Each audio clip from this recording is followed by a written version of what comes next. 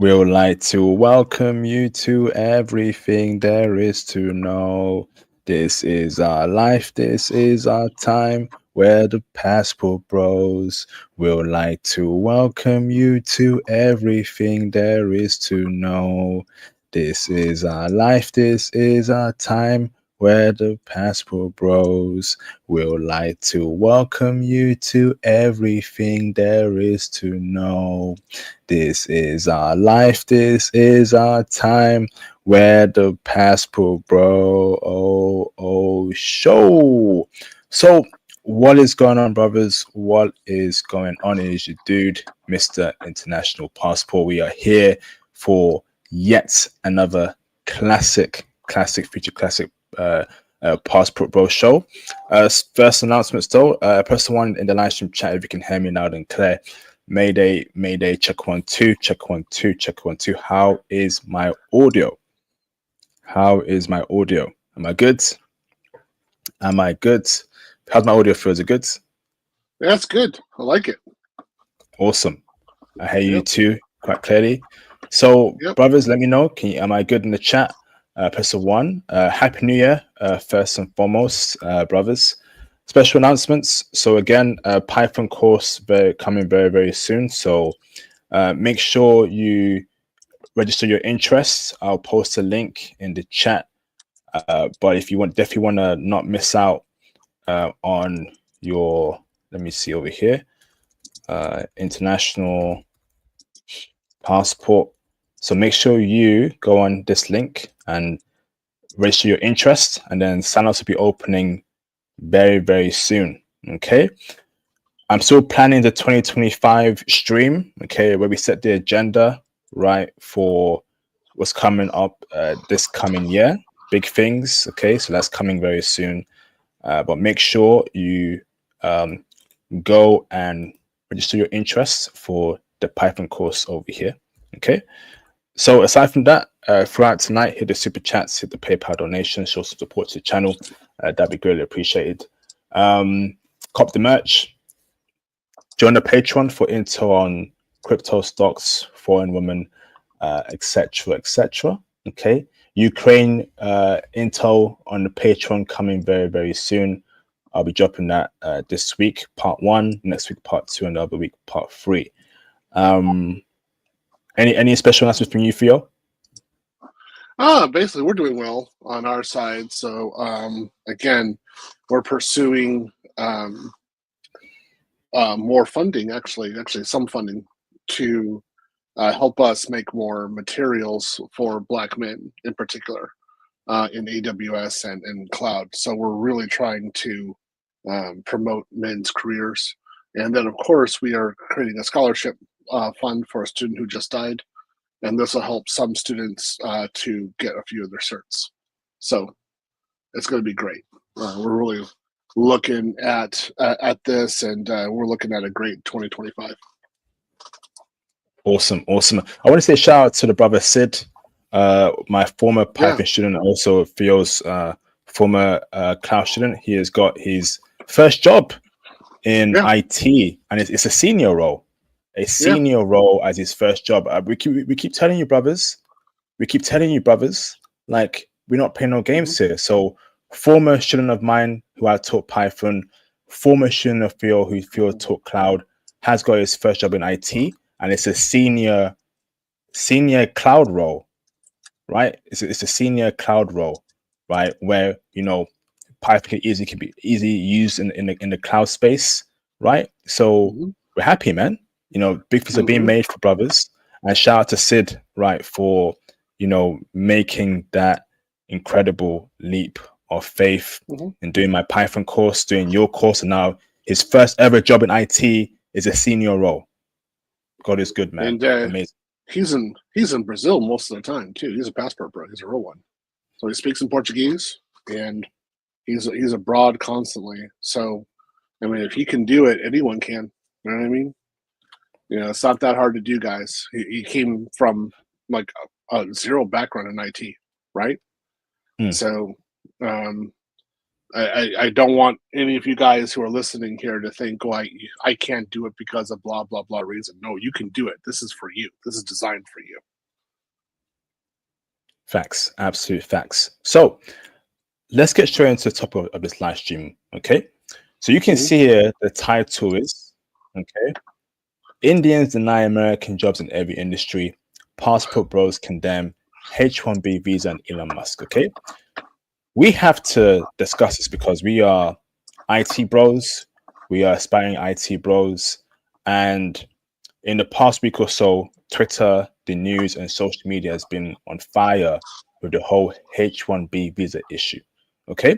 So I'll give you some context here. I'm going to read an article. And then me and Phil are going to, explain and, give reasons why we are against the H1-B visa. And, to an extent, because it is being abused and there's some devious things going on where, Indians get into the IT industry or any other industry, okay, and deny black men jobs. That's a fact, and only hire their own people, okay. And I've got some sources here with me to back up my claims, because I have seen this for many years in my time in IT, right? And other people have told me in other industries too, this is what they do. So we're bringing them in, right, with their racism and their caste system, where we know in their country, right, they look down on black people and on dark skin. Not in America. No, that's not fine in America or in the UK. No, we need to push back. Okay, we need to push back. So let me just share my screen over here. Okay. Let me see. Let me bring up an article here. Okay. So it says here, right? Okay. Present. Share screen. Share screen. Share screen. Okay. So it says here, right? Unfortunately, Trump sides with Musk on support for H1B visas for foreign tech workers. Okay. Remarks follow social media posts from Tesla and SpaceX CEO who vowed to go to war to defend program. Okay. Donald Trump on Saturday sided with Elon Musk, a key supporter and billionaire tech CEO, in a public dispute over the use of the H1B visa, saying he fully backs the program for foreign tech workers, opposed by some of his supporters. Okay. Trump's remarks followed a series of social media posts from Musk, the CEO of Tesla and SpaceX, who vowed late Friday to go to war to defend the visa program for foreign tech workers. That's a bit strange there, Elon. No, weird. Trump, who moved to limit the visas used during his first presidency, told the New York Post on Saturday he was likewise in favor of the visa program. I have many H1B visas on my property. I've been a believer in H1B. I have used it many times. It's a great program, he is quoted as saying, right? Musk, a naturalized US-born citizen, US citizen born in South Africa, has held a H1B visa, and his electronic car company obtained 724 of the visas this year. H1B visas are typically for 3-year periods, though holders can extend them or apply for green cards. The altercation was set off earlier this week, okay, by far-right activists who criticized Trump's selection of Sriram Krishnan, how we say that name, an Indian-American venture capitalist, to be an advisor on artificial intelligence, saying he would have influence on the Trump administration's immigration policies. Okay. It also says here, right? Trump's tweet was directed at Trump supporters and immigration hardliners who increasingly push for the H1B visa to be scrapped amid a heated debate over immigration and the place of skilled immigrants and foreign workers brought into the country on work visas. On Friday, Steve Bannon, a longtime Trump confidante, criticized big tech oligarchs for supporting the H1B program and cast immigration as a threat to Western civilization. let's break it down, man. Break it down. Western civilization, really? Okay, I want to hear this. That's real. Let's break it down Continue. because I'm not happy about this because, like, we voted for Trump, right? I mean, brothers in America, but if I was American, I would have voted for Trump, right? I supported Trump. I gave support to Trump, and I told brothers in this channel to, cast his vote for Trump. And there was an assumption that Trump would limit immigration, right, and prioritize the needs of American people. This here is a complete 180. And I don't rock with this. We don't rock with this. Okay? There are many reasons why I have a problem with this visa, because this visa, from what I've seen, mostly favors bringing in Indians over to the US, right? Indians number one, then Chinese, and there's a huge disparity between Indians and Chinese and the rest of other people all around the world. Okay? So my first question is, right, you're telling me that you can't train your own people, Americans, to do the jobs that you need to get done. What's really happening here, Phil, is that these CEOs do not want to pay American people good money. They'd rather, do cost cut measures and get people from India and other countries to work senior jobs for very little pay, right? These people who come from other countries would happily take $35K a year to work a senior job in IT or any other industry. Nah, and I am sick and tired, right, of the BS from both left wing, right wing, far right, far left, right? Americans should come first. Theo, what's your thoughts here so far, bro? Because there's a huge problem. And I think my main problem here, right, is obviously not paying Americans what they deserve and doing cost-cutting measures. And two, why is it always important Indians? Break it down for us, Theo, bro. All right. So the reason why it's important Indians is because India does, just like China, does have an industrial policy of graduating a certain number of software engineers yearly. I believe right now in India it's 500,000, something around there, 400,000 to 500,000 engineers per year. China is 1 million per year. They're trying to graduate. So if you're having those kind of numbers, that's where there's a lot of talent there, and that's why people are talking this way about going to those areas to get the engineers. America has no such industrial policy. It actually needs to have this level of industrial policy, but it doesn't have it, which is unfortunate. Instead, we have our indoctrination camps trying to figure out what a woman is inside the schools. Right.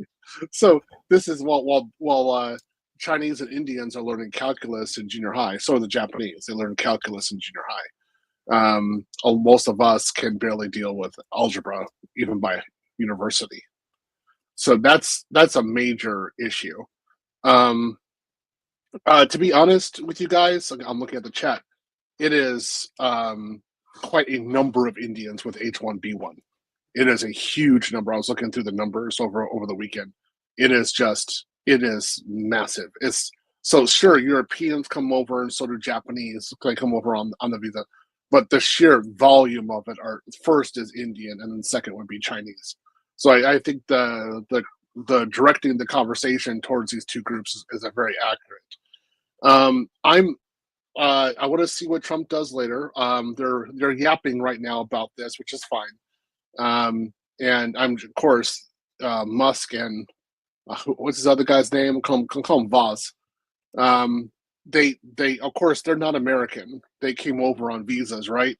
So I understand their sympathy that they have for H1B1. At this point, I don't have much sympathy at all. I say limit the visa program. The people who are here already, of course, maintain their visas, yes, but afterwards, no. And people are saying Chinese and European are also the problem. No. Look, bro, Indian is like over 50%, if not 70% of the recipients of the H1-B one, right? Especially in tech. They are huge in this area. They are absolutely huge. So they are like everywhere in tech. They are so big in tech that tech departments celebrate Indian holidays. We don't celebrate Chinese holidays. We don't celebrate European holidays. We separate and here we celebrate American and Indian holidays. We have to know when it's going to happen. No other group has that degree of pull. All right, so that is very big thing on there. So yeah, I think Trump should be aware that we could vote people out, and this is an issue. Hey, T Neo, if you don't like what's going on, you can always go to Oprah, okay, bro? Because we work in tech, and we know the Indians there. There's a very high degree where we are not playing around. We know there's just a lot of Indians in there. So again, when I was in Japan, the way that they protected their market, which was very simple, was do you speak in Japanese? And of course, Indians don't speak in Japanese. So like, okay, we're not gonna outsource jobs to you unless you speak in Japanese. Solved a lot of the problem. T Neo, we're not saying that it's just Indian. We're saying it's overwhelmingly majority Indian. All right. Yo, take a chill pill, bro. All right. It's like 70, 80% Indian. All right. Yeah, bro needs to type it down. So this is a huge number, and if you're working in tech in the United States, you have to deal with Indians. There's some good and there's some bad with that, and of course we're going to keep on talking about both sides. Great breakdown there, bro. I'm trying to find the stat where it clearly shows that the majority of H1-B visas are going to Indians, right? And what's going on there? Why don't I see Caribbean countries? Why don't I see African countries? You know, why don't I see Japan or South Korea? Why is the majority going to India? Okay, here it is. Right. So let me because they don't have the industrial policy. That's why. So India specifically has an industrial policy towards graduating a certain number of software engineers per year, 500,000, somewhere around there. That's the reason. It does nothing. Look, guys, not because India speaks English has nothing to do with that. China's industrial policy, with included industrial policy, is to graduate 1 million software engineers yearly. They speak in Chinese mainly. So it has nothing to do with language. All right, guys, just got to understand that's it. That's just the way it is. Industrial policy is when the government decides that they're going to have a certain position in the market in terms of production, and then they start giving tax breaks and also subsidies towards those industries so they will grow, and then they also start to protect them. So for example, if we want to get a job in India, it's going to be pretty hard to do, right? But if we want a job here, okay, well, I mean, reason why it's hard to get a job in India is because they have that market protected, so that we can't go over there and work, right?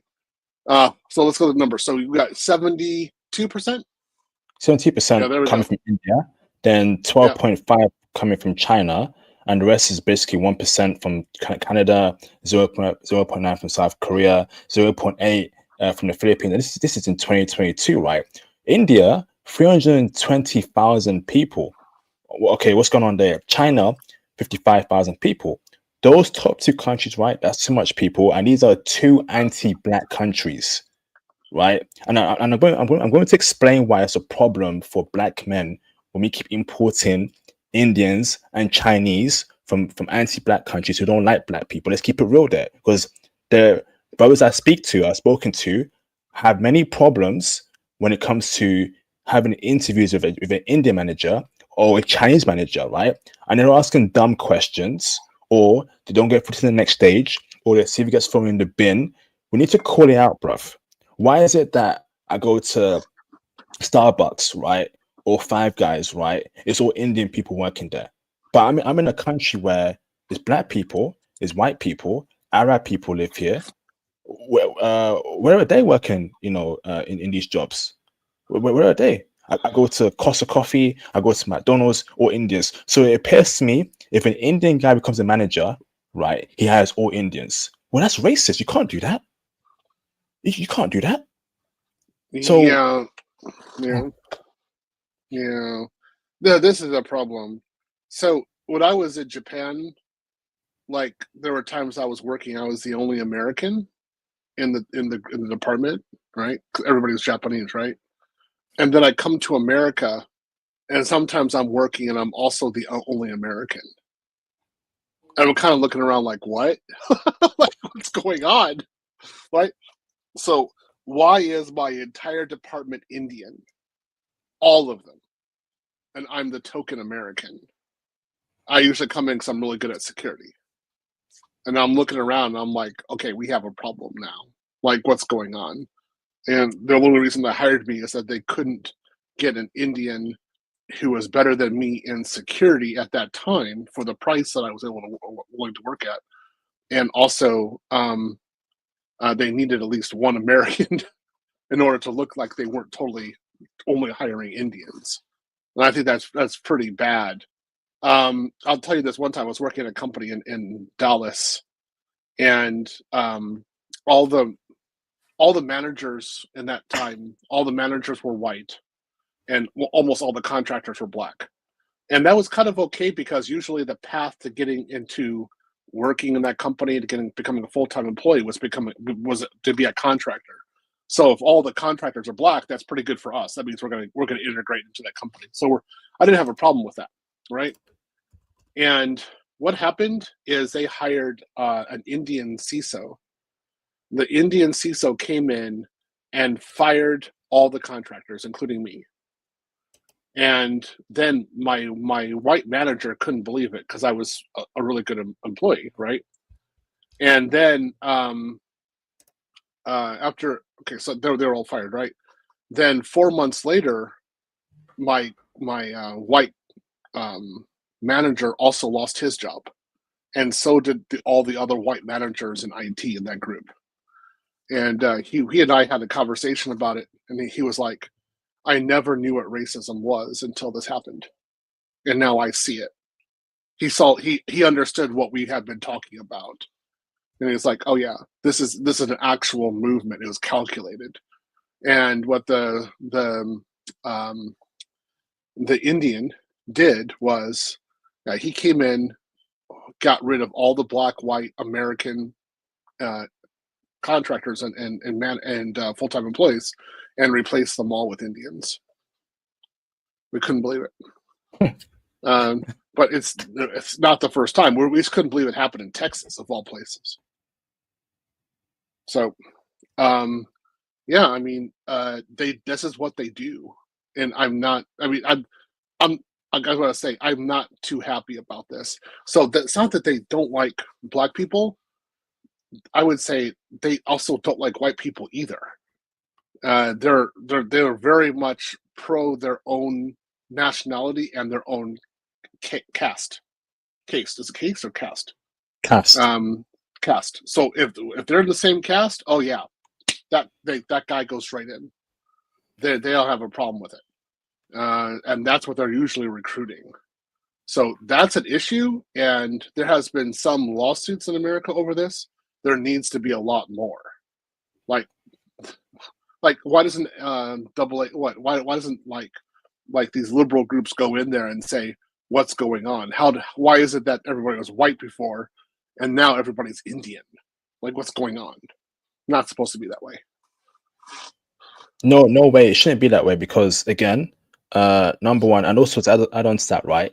Even if you do get the job, you work amongst Indians, and more than likely they're plotting against you. Because I've heard stories where Indians have got black people fired or non-black people fired, or you get hired, right? They won't tell you how things work. They're purposely keeping knowledge away from you to make sure you don't pass your probation, right? So they do these trickery, right, to try and get you out. And once you're out, they hire their own people in the job. And it doesn't matter if you're, if you're black, if you're white. It's just not right, bruv. It is not right. We all need a job, right? So, and this is why, right? I have said this for years, bro. But white people turn a blind eye, bruv, or they didn't really care. Now it's affecting white people. Then they're not happy about that because Billy, Tom, Sarah, Hannah can't get a job at Starbucks, at Five Guys, or if they have a degree, they can't get a job at a top corporate firm because Indian guy is only hiring other Indian people. And I've been saying it for flipping years, bruv. Mhm. Right? I knew it was weird, right? When overnight, right, over years, why is McDonald's, why is KFC, why is Burger King, why is Starbucks, why is it all Indian people? I swear I live in a country that has black people, white people, Arab people, and every other race all around the world. Why don't I see them working these jobs? And no one's saying anything, bro. Yeah, well, a lot of that is because of okay, so you got the group policy, but okay, so basically Indians pool their money within their group and then they make investments into certain industries, and then basically they fire everybody who's not Indian with them, and then they only hire Indians in there. I've seen this time and time again. I mean, even in my hometown, I live in a small little podunk little hometown, like area where there's only white and black people. I didn't see a Hispanic person until I was like 18 years old. I went to university, so I had no idea who they were. So in my hometown, there were no Indians when I was growing up. I never saw one until I went into university. Now there are certain areas which are Indian, and in each one of those companies, wherever they're employed, everybody's an Indian. And I understand that it's a family operation. I get that, but I was like, wow, like there's nobody from the outside working in this place. It's just them. Okay. Ugh. So if it's family owned, that's one thing I understand. But if they're hiring people and it's not like kid from my hometown, like I think like 80% of the people are white. So there should be at least an 80% likelihood that the person's going to be white who they're going to hire. Why isn't that happening? It's not. It's all Indian. Yeah, and if you're right, it's also a global issue too because it's an issue in North America, it's an issue in the UK. I was in Canada 2 years ago, issue there. I went to Tim Hortons, right? All Indians over there, right? It's also an issue in Japan because in Japan, right, 7-Elevens are deep with Indians, bro. I was in Japan No. last year. Hold on, right? In Japan, right, I was there. I saw Indians throughout 7-Elevens in Tokyo. Then, apparently it's also an issue in Africa and the Caribbean. I also heard that in Kenya, right, or in Uganda, a bunch of Indian people or Indian person bought an apartment building and doesn't even rent out to black people, only rents out to Indian people. Can you imagine me doing that in India? Can you imagine me buying a apartment building in India and saying that I will not rent to Indian people. I will only rent to black people in India, bruv. They will get me out there. They will kick me out of the country, bro. This is what I'm talking about, bruv. Why is it allowed to happen, bruv? Why? I'm sick of it, bruv. Hold on. Now remember, India was a colony of your country, so there were times in which the Indians were the car, they were the transportation, and the British were staying in places that were only maintained by the Indians, but everybody else was English or European. So you do have that legacy, and they did remember that. So I will give that point to the Indians. All right. Now you're talking about today in current situation. If you went there and pulled that crap, they wouldn't tolerate it, which is probably pretty much true. But we have to think about we're talking about here. Can they do it here? Indians, I find it hard to believe that there would be mainly Indians in 7-Elevens in Tokyo. I don't think there would be enough of them to actually do that. Bro, there is, bro. Brother, literally the deepest 7-Elevens, bro. literally deep in 7-Elevens. No, I no. was just there, bro. I'm gonna ask my friends who are there for like a long time. I'm gonna ask them for a poll. Start asking, looking around in there 7-Eleven, see if they're actually there.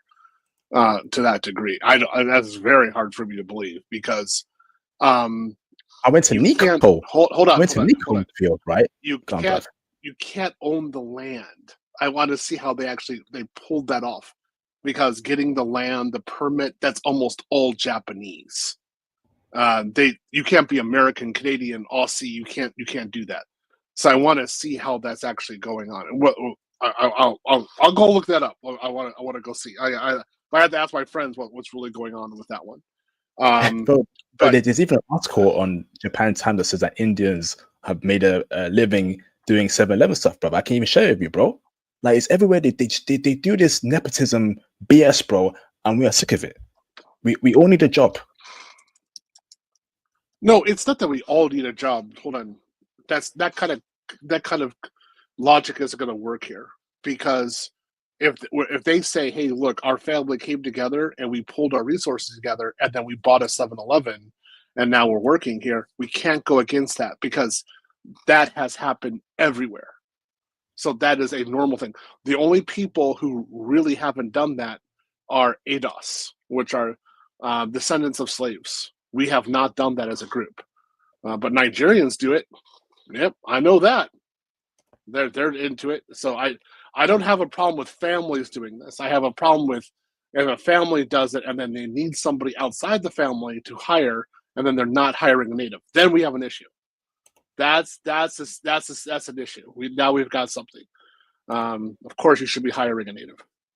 So look at this, right? So this is a Reddit post made literally 5 months ago. Mm-hmm. Really bad luck with Indian interviewers. I wonder why. I wonder why you're having really bad luck with an Indian interviewer. Same story I have from my black friends in the UK. IP. Every time I have an interview with an Indian interviewer, I just don't get a job. IP. You know what? I prefer if a white person interviews me or a black person. I have a chance there. So it says here, right? So we scroll down, right? It says here, he lost his IT job. He or she lost their IT job a year ago after a decade of service. Okay, and it says here, the only contracts I got right were when I interviewed with non-Indians. So he's saying here, whenever he got contracts right, it was when he was interviewed by non-Indians. Many times I've been grilled by multiple Indians and gave flawless interview responses. Okay. But never once was I hired when the manager was Indian or the team was Indian majority. This is IT. I'm an expert in my field, right? I do numerous systems. This is an IT, bro, right? And when we scroll down, right, people are complaining here. Look at this, right? In my experience in the software industry, okay, Indians, if they're only making hiring decisions, will only choose other Indians. Yep. Indians only hire Indians. Chinese only hire Chinese. This here is diversity in Canada. So it's also happening in Canada too. People are speaking out, bro. It says here, yes, precisely. I worked with one department and the team there were very ethnically diverse. Director left and they hired a new one, an immigrant from India. Within 3 years, almost the entire team was replaced with new Indian hires. Not a single non-Indian was hired. That's just wild, especially when you know how diverse the department was just 3 years ago. Yeah. Come on, bro. The proof is in the pudding, bro. So imagine, sorry, Phil, right? Imagine you're a black guy, right? You come from poverty, right? You come from literally poor poverty, and you don't do any crime. You said, I'm going to go to school. I'm going to work hard to get myself out of poverty, right? You go to the best university. You go to UPenn, right? You go to Brown University, whatever, right? Mm-hmm. You get good grades. You graduate, right? And you're being denied by Indian interviewers because you're not Indian, or you're an interview, you're being denied because you're not Indian. Brother, this makes me so flipping mad, bro. Yeah. I'm sorry for you. And the thing is, right, when they come from India, right, India is a very anti-black society, bro. They look down on dark-skinned people. There's a huge caste system where light-skinned people are on top and if you're darker than the brown paper bag, you're literally below that. And they apply that Yeah. logic to black people from what I see. Not all, but from what I see as a culture, right? They bring it over here to the US and UK, and they apply that practices, right? And they deny us jobs, right? They discriminate against us. Brother, something needs to be done here, bro. And we want to bring more in. Hold on. Remember, it's not just us. This includes white people. All right. Remember that. They're going against them too. I gotta do this. Okay, so a guy named Josh Mall in the chat said, so if it's all black would make things better. We're not saying all black making things better. So shut your trap up, idiot. That's not what we're saying at all. We're saying that it should be diverse. That's the point. There should be a diversity. There should be a lot of points. So one of the things that you're enrolled in HR. You have to take HR training in the beginning of your job, always, when you work in America, at least. I'm sure in the UK as well. And one of the things we have is diversity training, and we are trained that the best person should be hired for the job, always. And that diversity is a strength for the company. They tend to not look at this, however, if all the Indians take over departments. And that is a really big problem. And so I share with you the frustration in this one as well. Indian recruiters, I only use them for training purposes because they ask really esoteric questions which make no sense. I'll give you one example. I'm not going to say the company name, but there was a company which is a vendor, and I used to work at that vendor, and then an Indian, I was interviewing for a job, and the job they were going to implement a platform of solutions from that vendor where I used to work, and I was totally trained on that platform. So you would think I was an SME. I'm a subject matter expert, right? And the Indian tried going basically through the manual and saying there's certain things that that I didn't know about, and therefore I shouldn't have the job. And I was just looking at him, like, "Oh, you want to hire another Indian, don't you? I know how this goes down. You did not try to hire me for any other reason than you want to have another Indian." And I knew what was it. This is it. So I am not pro them at all in this way. I don't mind. Okay, I want to say this: if they come to America and then they study an American university system, and then they're getting a job afterwards, I got no problem with that. I have no problem with that. And when you're talking about people being poor, poor Americans are rich compared to poor Indians. Poor Indians come from a level of poverty that we would not tolerate here in the West. And they work up from that, and some of these guys become amazing Java architects or Java software architects. And I'll say this, hats off to you. I got nothing but respect for that. I wish more people in America did that. So I respect that. I don't want anybody to think I'm anti-Indian here. What I am is anti is if these people come over and then they decide not to hire any Americans afterwards. Then we got an issue. Especially if they're working in corporations, and then they're saying like this, the whole department is supposed to be only them. No, we got a problem. That's it. So I mean, again, if a white person from Boston decided, hey, I'm gonna get a job, in Texas, and then I'm gonna fire everybody who isn't white from the the Northeast, and that's all I'm gonna hire. So I want a bunch of Bostonites, people from Philadelphia, New York, something like that. That's the only people they want from the Northeast corridor.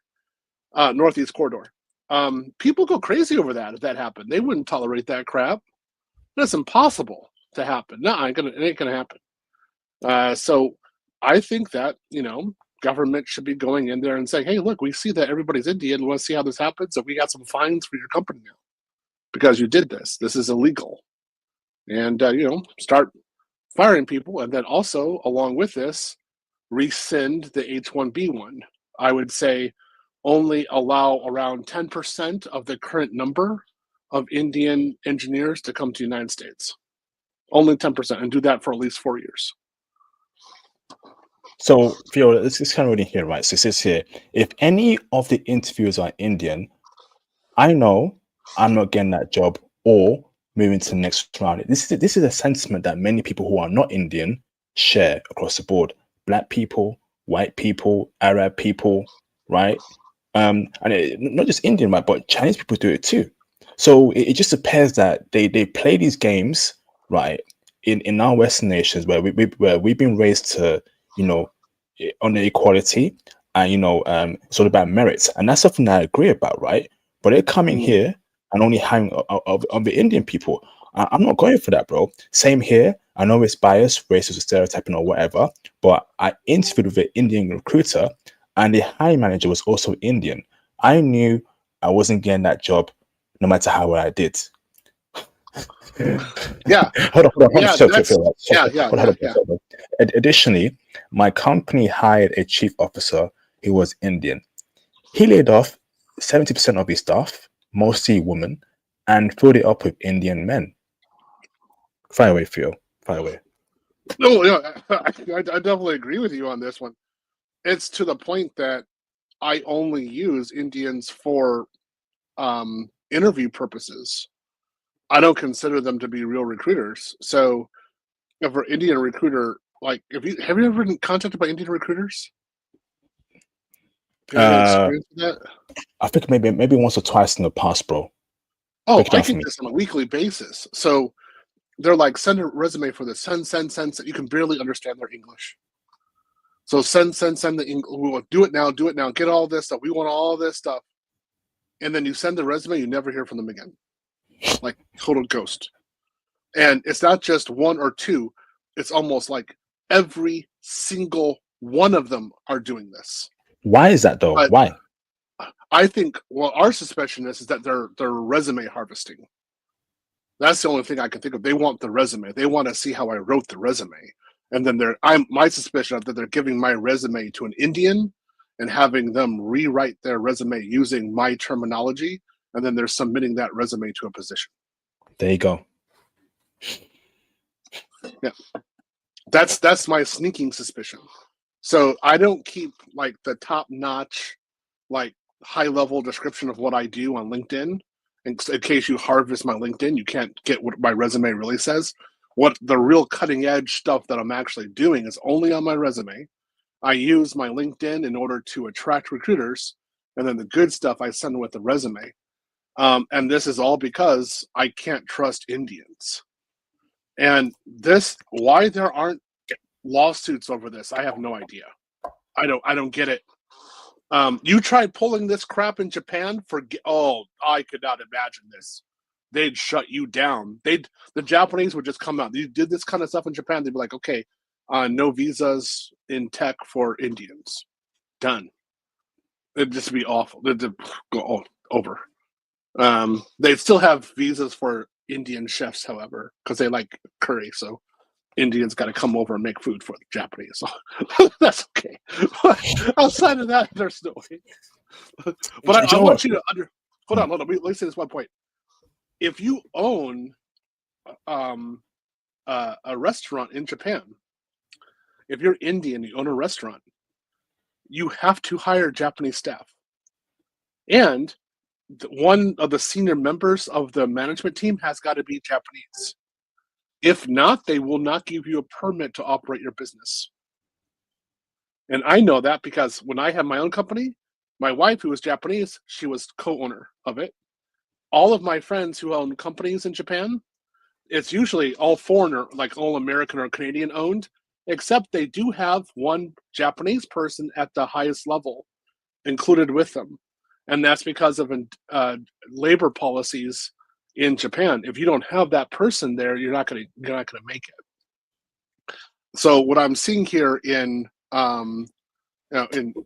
these companies here, this hiring in America, they don't care, and that's really at a disadvantage. I felt like it was already bad enough how I had to fight against the Japanese in Japan to get jobs. When I came back to my own country, I had to fight against Indians for my job. And I'm like, what the heck? Like, this is my country. I shouldn't have to fight against these people for that. Again, one last point. Sorry, I'm rambling on this. I had some of my white friends before. They heard me talking about this, right? And they were like, "You would rather have a white manager than an Indian?" And I said, "Yes, because I understand the white person's racism, and I can deal with that.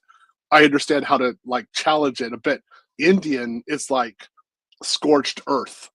You're totally eliminated. Not just you, everyone who isn't Indian is eliminated. So because of that, I would rather have the white guy because the white guy will at least hire token non-white people to do the jobs. So I can deal with that. That's okay. That's something better. But why would they import all of these people and to displace the workers who are already here and ready to do the work? Doesn't make sense. Facts. You know what? Yeah, I can also I also have experience with that. You know, working with Indians. I know how they look at me. They decide they want to say something racist, but they won't say it. I remember one time, right? Like I'm having lunch, right, and there's an Mhm. Indian across me, and I look up, right. He's just staring at me for like a long time. It's a very intense stare. I'm thinking, what the hell are you looking at, bro? So I stare him down. I'm like, yo, we're looking at. He looks away. He looks at me again. And I'm still staring at him because I gave that feeling like, listen, bro, you're not gonna punk me in the workplace, bro. I don't play no games. Don't try me, cuz. Do not try me, cuz. Right, right. And then he moves to a different seat to get out my view. Like it's like they just don't like I just don't know. Some of them just don't like black people, bro. We have not done anything to them. You know, it wasn't us that took trillions of their wealth, right, during when the British, when white British, colonized them. It wasn't black people, and it's weird, bro. So don't look at me any sort of way. Don't call me any sort of way. Because listen, I will defend myself, bruv. I am sick and tired of these games, bruv. Hiring other Indians, treating black people differently, right? It's weird, Yeah. bruv. No, you're right to rant. I understand. You shouldn't have that kind of experience, especially in your own country. And if a white person looked at you down like that, I'm sure you would have had a lawyer immediately, right? Facts. Right? Yeah, that would have been like, hey, now give me my check. Like you're there's going to be a payout. You did that. That's obvious discrimination. So why aren't we able to do that against Indians? I don't know why.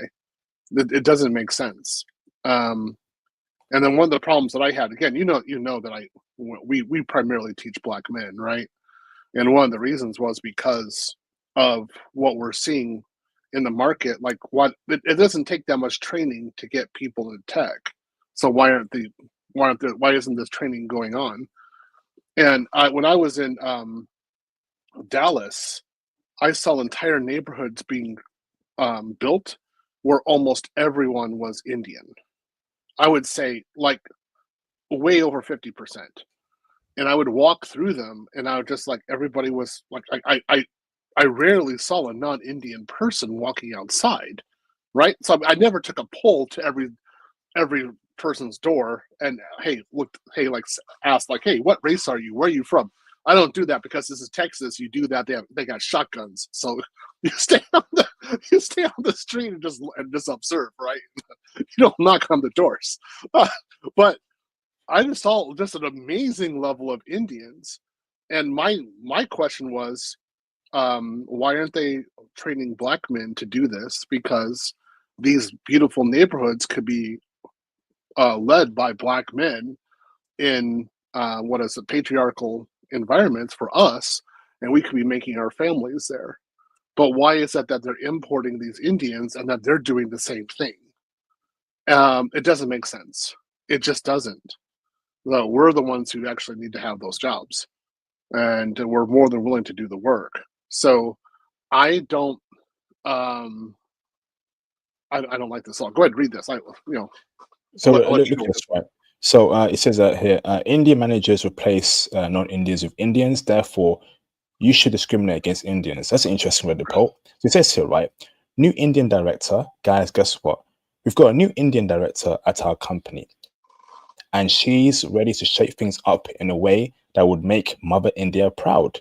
Okay. it. She's been here for like 2 months, and she's already been favoring her fellow Indian employees like there's no tomorrow. I mean, it's not like we non-Indians have a problem with Indian people or anything. We're just concerned about the new direction our company is taking. It's like we're being pushed out of our own effing company by a horde of Desi employees. Don't get me wrong, some of my best friends are Indian, but this new director is planning to build a new team around us of Indians and force the existing non-Indians out. I mean, what the F? Mm.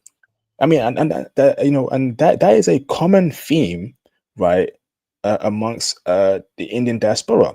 So another one over here, right?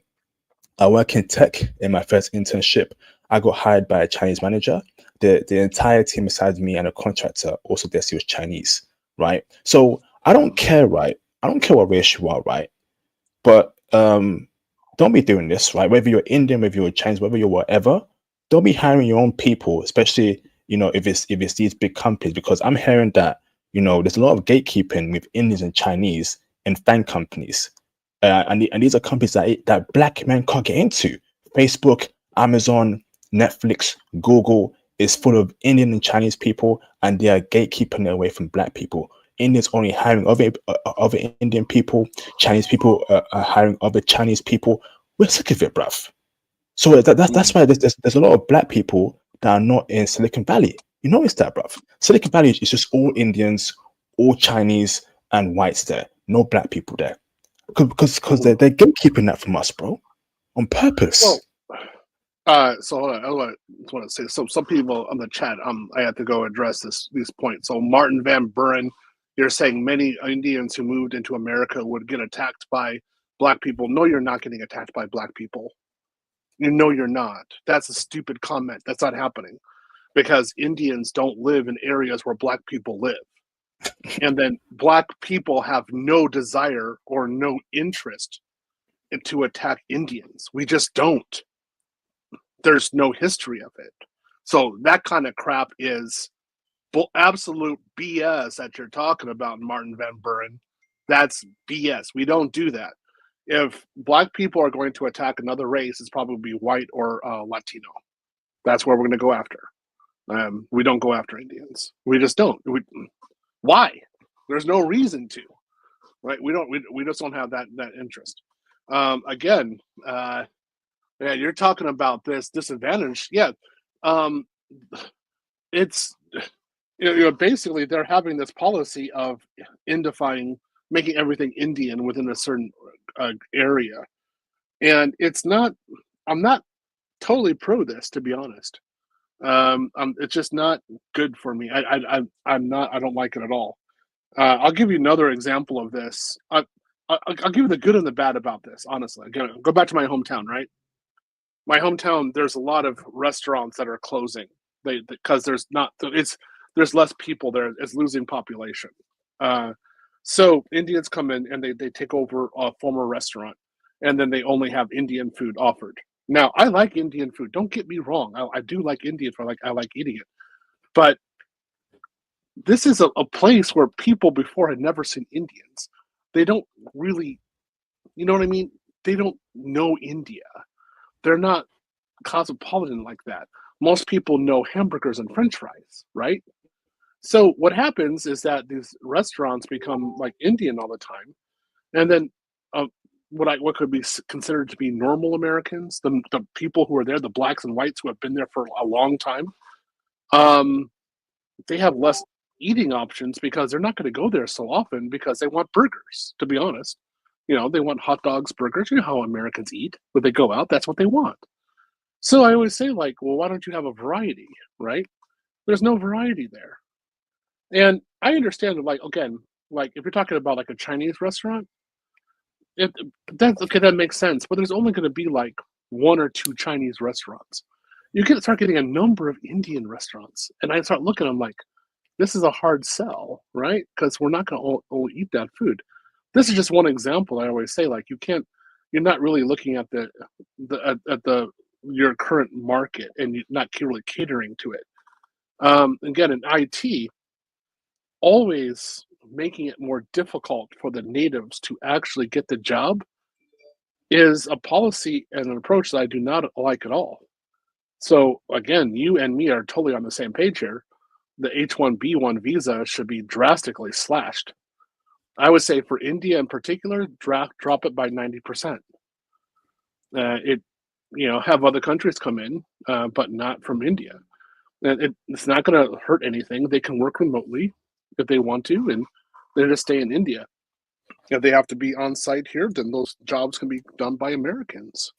There's plenty of us here who want to work in those jobs. Again, let's look at the chat real quick. Hey guys in the chat, how many of you guys would love working in IT and you're looking for a cloud job or an IT job right now, and you would be loving to work in IT right now or get a better job in IT if you could? Put a 1 in the chat if that's your situation. Let's see how the chat results. We want to read this? Yeah, so basically it says here, right, look, Tesla replaced laid off US workers with foreign workers using H1-B visas that Musk wants to increase. Oh my goodness. Tesla has replaced some of its US employees who were let go as part of a big wave of layoffs earlier this year with foreign workers using H1-B visas. I wonder which country specifically are taking on these H1-B visas in Tesla. Is it a country that starts with I or with C? I wonder which country. Indonesia. Indonesia. They'll bring a bunch of sexy Indonesian women over to Austin. Yeah. Over the past week, Elon Musk has been promoting the increase of H1B visas, which are used to bring foreign workers into the US for specialty occupations. No. So this guy, right? So it says here, while there are obvious benefits to bringing skilled workers into the US, people are divided on the issue because those workers are often paid less than US workers, putting negative pressure on competition, especially in the tech industry. So, okay, now, example 1, right? There's an AWS cloud engineer job, okay? And that job, right, is willing to pay, right, $150,000 a year. Okay, you apply for it as an American citizen, and you are perfect for the role. Recruiter really likes you. Okay, however, they're also interviewing other people, and they're able to interview an Indian person, right? And that Indian person randomly in the interview says, "Man, I would happily take this job. I would happily work for that job for $35,000 a year." Recruiter, manager, director look shocked. He's willing to work that job for $35,000 a year? Man, I really like them. I really like Tom, right? The American citizen. He's definitely perfect for the role. And he wants 150K for the role, and that's okay. But we have an Indian here that would be willing to work 35,000 grand for this role. Okay. You know what, Brad? You know what, Sarah? We could save a lot of money here. Let's go for the Indian. He goes online.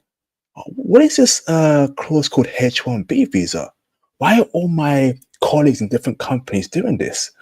Hey, Tom. You can save money by bringing in a bunch of Indians who are willing to work pennies for these jobs. Do it, Tom. You can save a lot of money, Tom.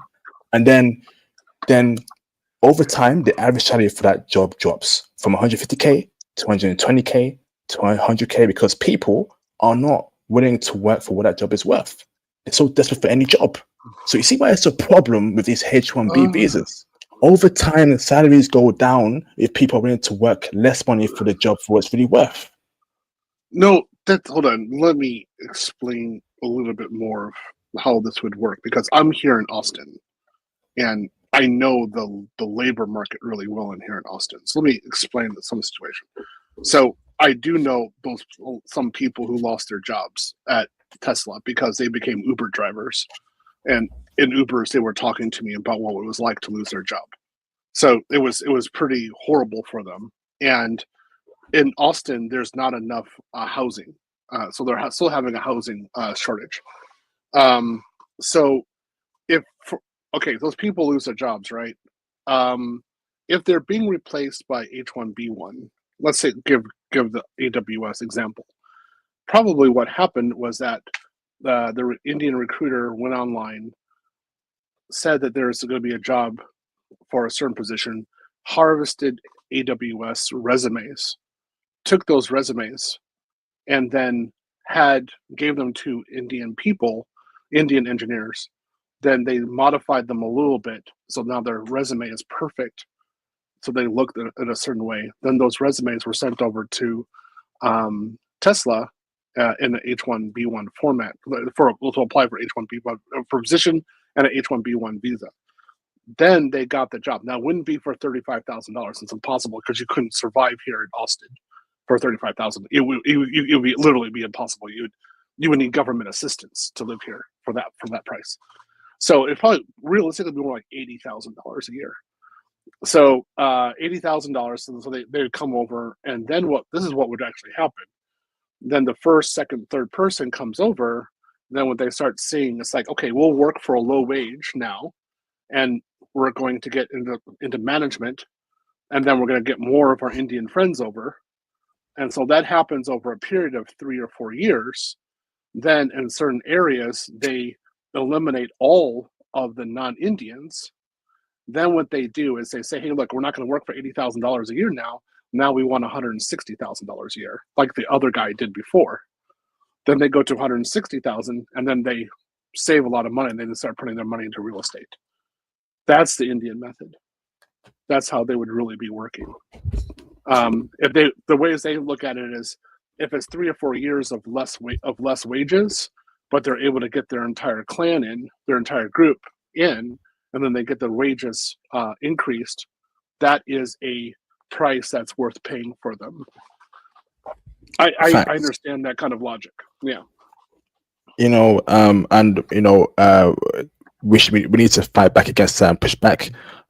Those jobs should be going to Americans. Train your own people, right? There's a lot of young black men that will definitely do one of these jobs, and that's why it doesn't even matter what industry. But hold on, for you. So whether it's tech, whether it's finance, whether it's manufacturing, trucking, people all around the US can do these jobs. Train your own people, bro. There's a lot of young black men that me and Theo are teaching right now. Actually, a brother that we've taught, right? He was in my Python course. He was in your cloud course. And his first ever job in IT right now is a senior cloud role. So black men can do it. So give these jobs to black men. Give it to black men in Philadelphia, in California.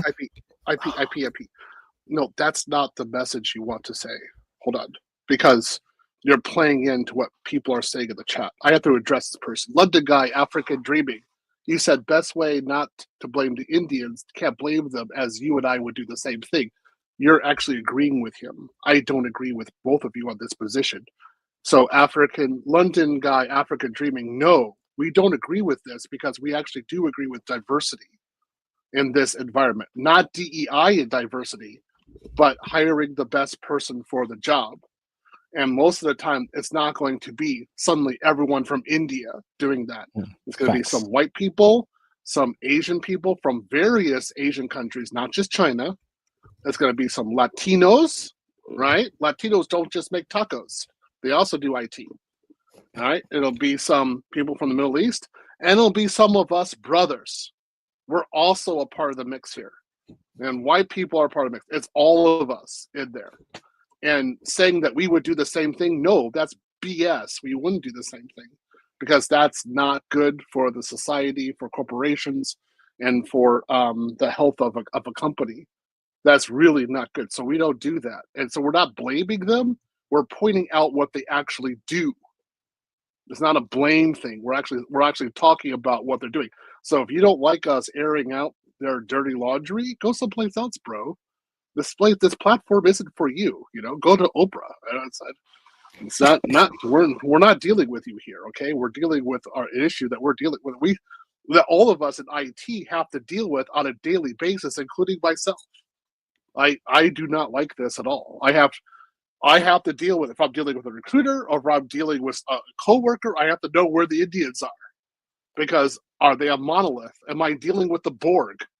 That's how I would really call them, like, honestly, the Borg. Except they don't assimilate others' societies; they just destroy them, right? that's the way it really is. It's more like conquering the environment. And then they make their own little Borg spawn over there, and they have them work. They have the drones work in those areas. So I'm totally against this. I don't think this should happen at all.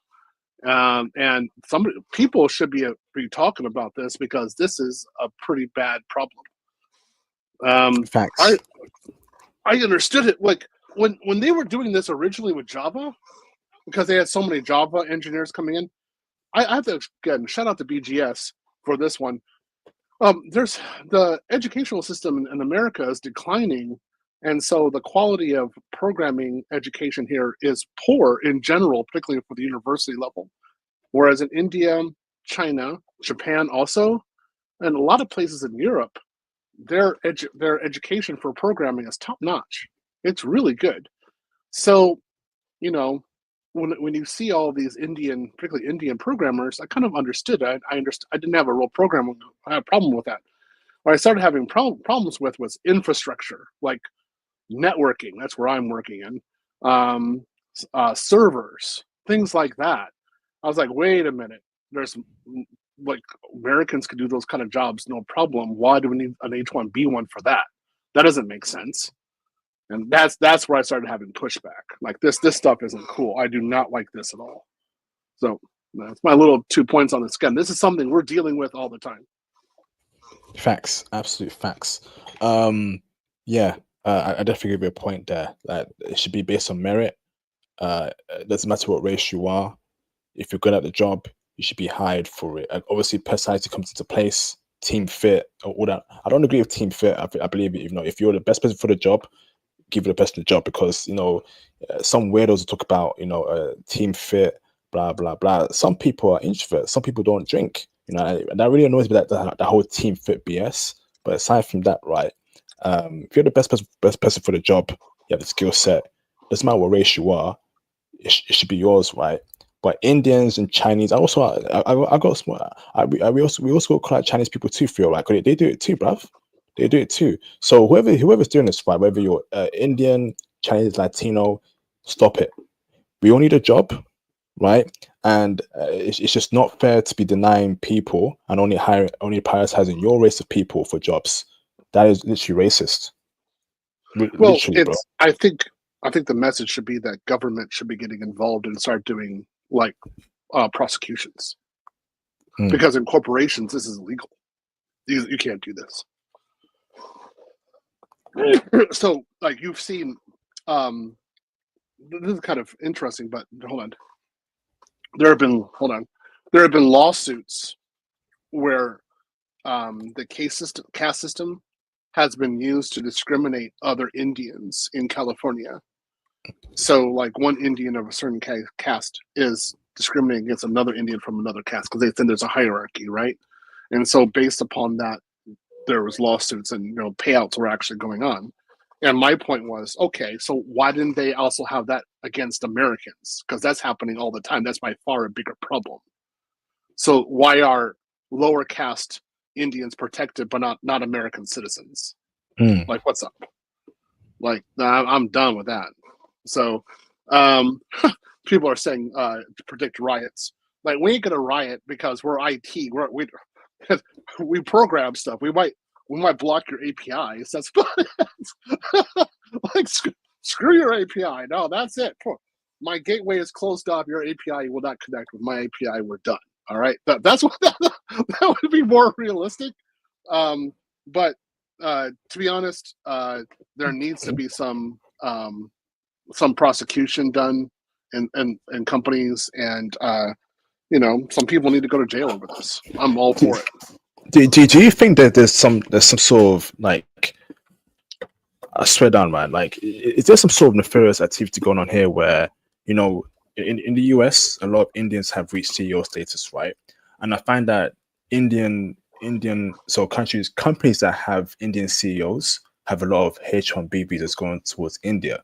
So it appears to me, right, that Indian CEO has a liking or bias towards his own people, and is happy to, approve or send through H1-B visas for India. We don't really see it, on countries like Ghana, Jamaica, Japan that much. or Singapore. It's always India, and it always comes from these Indian CEOs. There's something a bit dodgy going on here, feel right? It's like people at the very top are Indian, and they clearly prefer their own people, and they're clearly bringing their own people via what's it called, these visas. Just putting out there, So, no, you're entirely correct. When we were in Japan and we tried this crap, we're like, okay, we're only going to hire Americans. This wouldn't have worked. The Japanese would have known. Yeah, this would have been. We would have been crushed. Yeah, so we had to hire Japanese people. When I had my company, my first hire was a Japanese person. Right? He didn't know IT. I trained him. So what am I supposed to do? Right? The majority of my contractors that I had when I had my own company, they were all Japanese people. Why would I have used Americans? It doesn't make sense. There's so few Americans. I'm going to hire Japanese. That's the market, right? So this is again why I have problems with this. I'm not happy at all. So we should do something. I say that again, limitation on H1-B one, and then starting to get some lawsuits going against companies. Let them be put on blast if you are not. If it's obvious your company has been, your department in certain areas have been, what can I say, indified? Indified? Is that a big word? Then the government's going to come for you, and there's going to be some lawsuits. There's going to be some civil rights issues, actions going against your company. There'll be some fines to pay.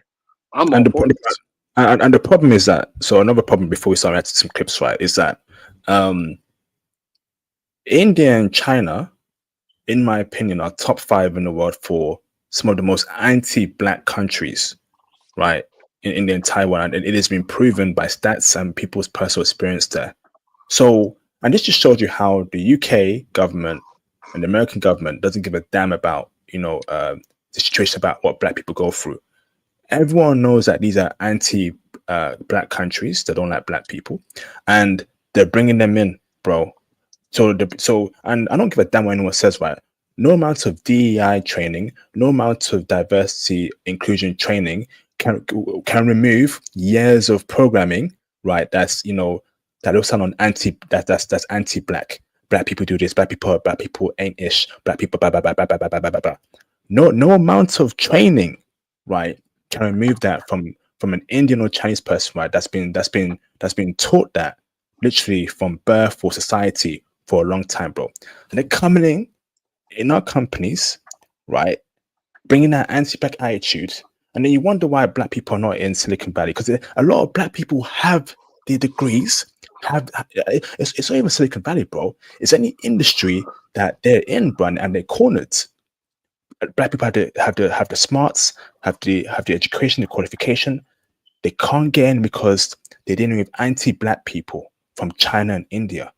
How is America allowing this, bro? Hold on. It's not anti-black. It's anti-non-Indian. We have to label this correctly. Specifically, I think that, but that there is an anti-black sentiment from Chinese and Indian people, but they're also anti-white. They're the same thing. It's the same thing, man. The same action. There's white worship in their country. There's white worship in their country. I don't care if they have white worship or anything like that. What I care about is the employment environment. That's going to affect me personally. So if they have this certain actions inside the office and they're removing everyone who isn't Indian, that is a problem. Outside of that, if they want to, I don't care what they say outside the streets. That's their own thing. The employment, don't do that in the employment area. We've got federal laws against that. So that's where I get angry with. I don't want that at all. Let me read the super chats. Shout out to Mr. Kuya Shiv for the support. This $J, the Indians here in my city running a Popeyes restaurant and a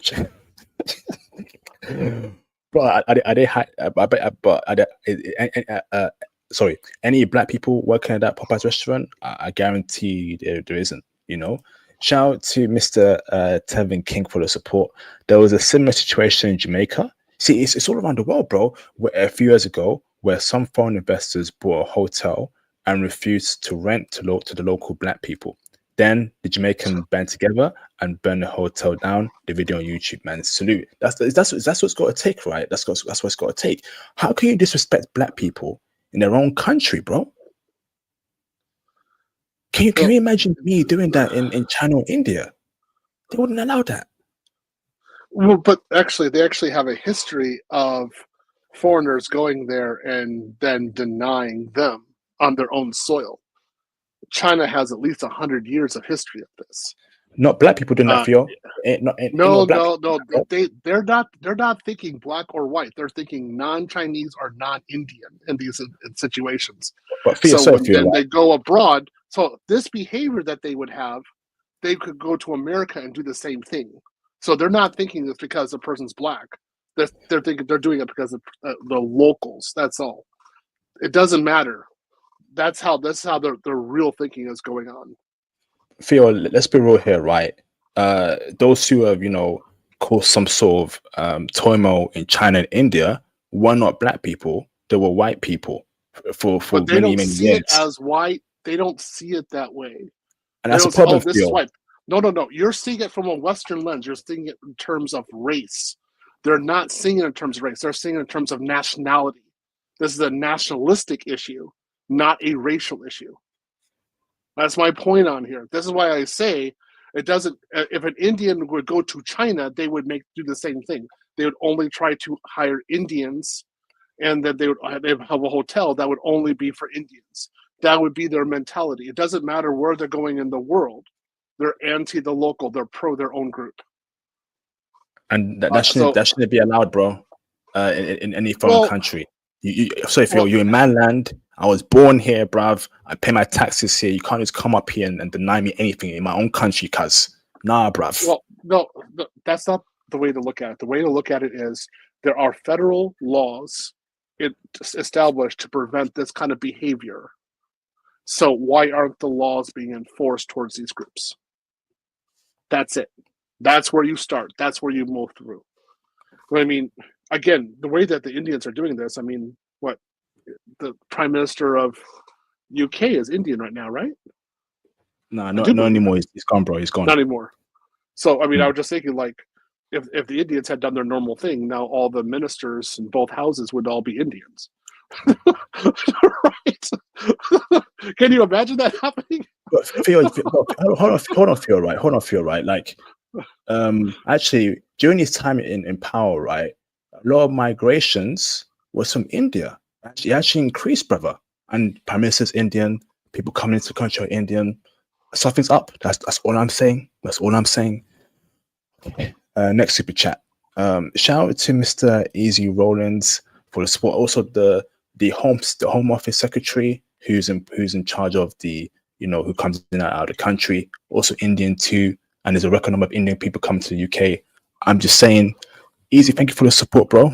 I'm an African American man in NYC. Why are we committing self-deletion by bringing in competition? They should fix their country. We built this country. Facts, bro. Facts. Yeah. Okay. However, I'm gonna bring in some BGS right now. We got to think about this from a BGS lens. All right. So what's going on is you see a dysfunctional Black community, but you also see an increasingly dysfunctional white community, and then you have less standards with education. Again, like I made a joke, American educational system is focusing on what color hair you should have and whether or not you can identify as a man or a woman, blah, blah, blah, all that kind of crap, right? They're not focusing on calculus, differential equations, programming principles, real things to get real jobs. So because of this, you have a deterioration of the quality of the labor force. And companies are looking at this and saying, hey, look, this isn't our responsibility. We need to make money now. Where are we going to get our labor source? And so they're going abroad in order to get the labor source. This would be your comment would be akin to saying, hey, look, there's plenty of single women in the West. Why are passport bureaus going abroad? Right? Because it's true, there's plenty of single women in the West. And we're saying, well, we're going abroad because we want better quality product. We want a better quality woman. Well, the companies are saying they're going abroad because they want a better quality IT engineer. So I don't mind that. What we mind is if they bring somebody over and then that person denies labor or removes the native population from actually working those jobs, and then uses the H1-B one to import even more labor from their group or their city, and it displaces the local domestic market in the West. That's an issue. We don't like that.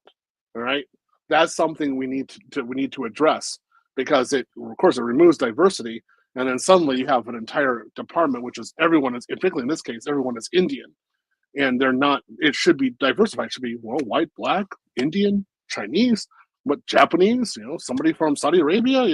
What I mean, somebody from Ethiopia, somebody from Brazil, Colombia. Right? It should be all of this together inside of one corporation, and they're not having it. So this is what we're really talking about on this point. Shout out to Jacko for the support. Happy New Year, IP and Fear. Happy New Year to you too, bro. When I was in Vancouver, it seems like South Indians have taken in Canada. There could be a problem for Black people over there in the future. But I've heard in Toronto. I've heard in Toronto that I speak to Canadian brothers literally every other day.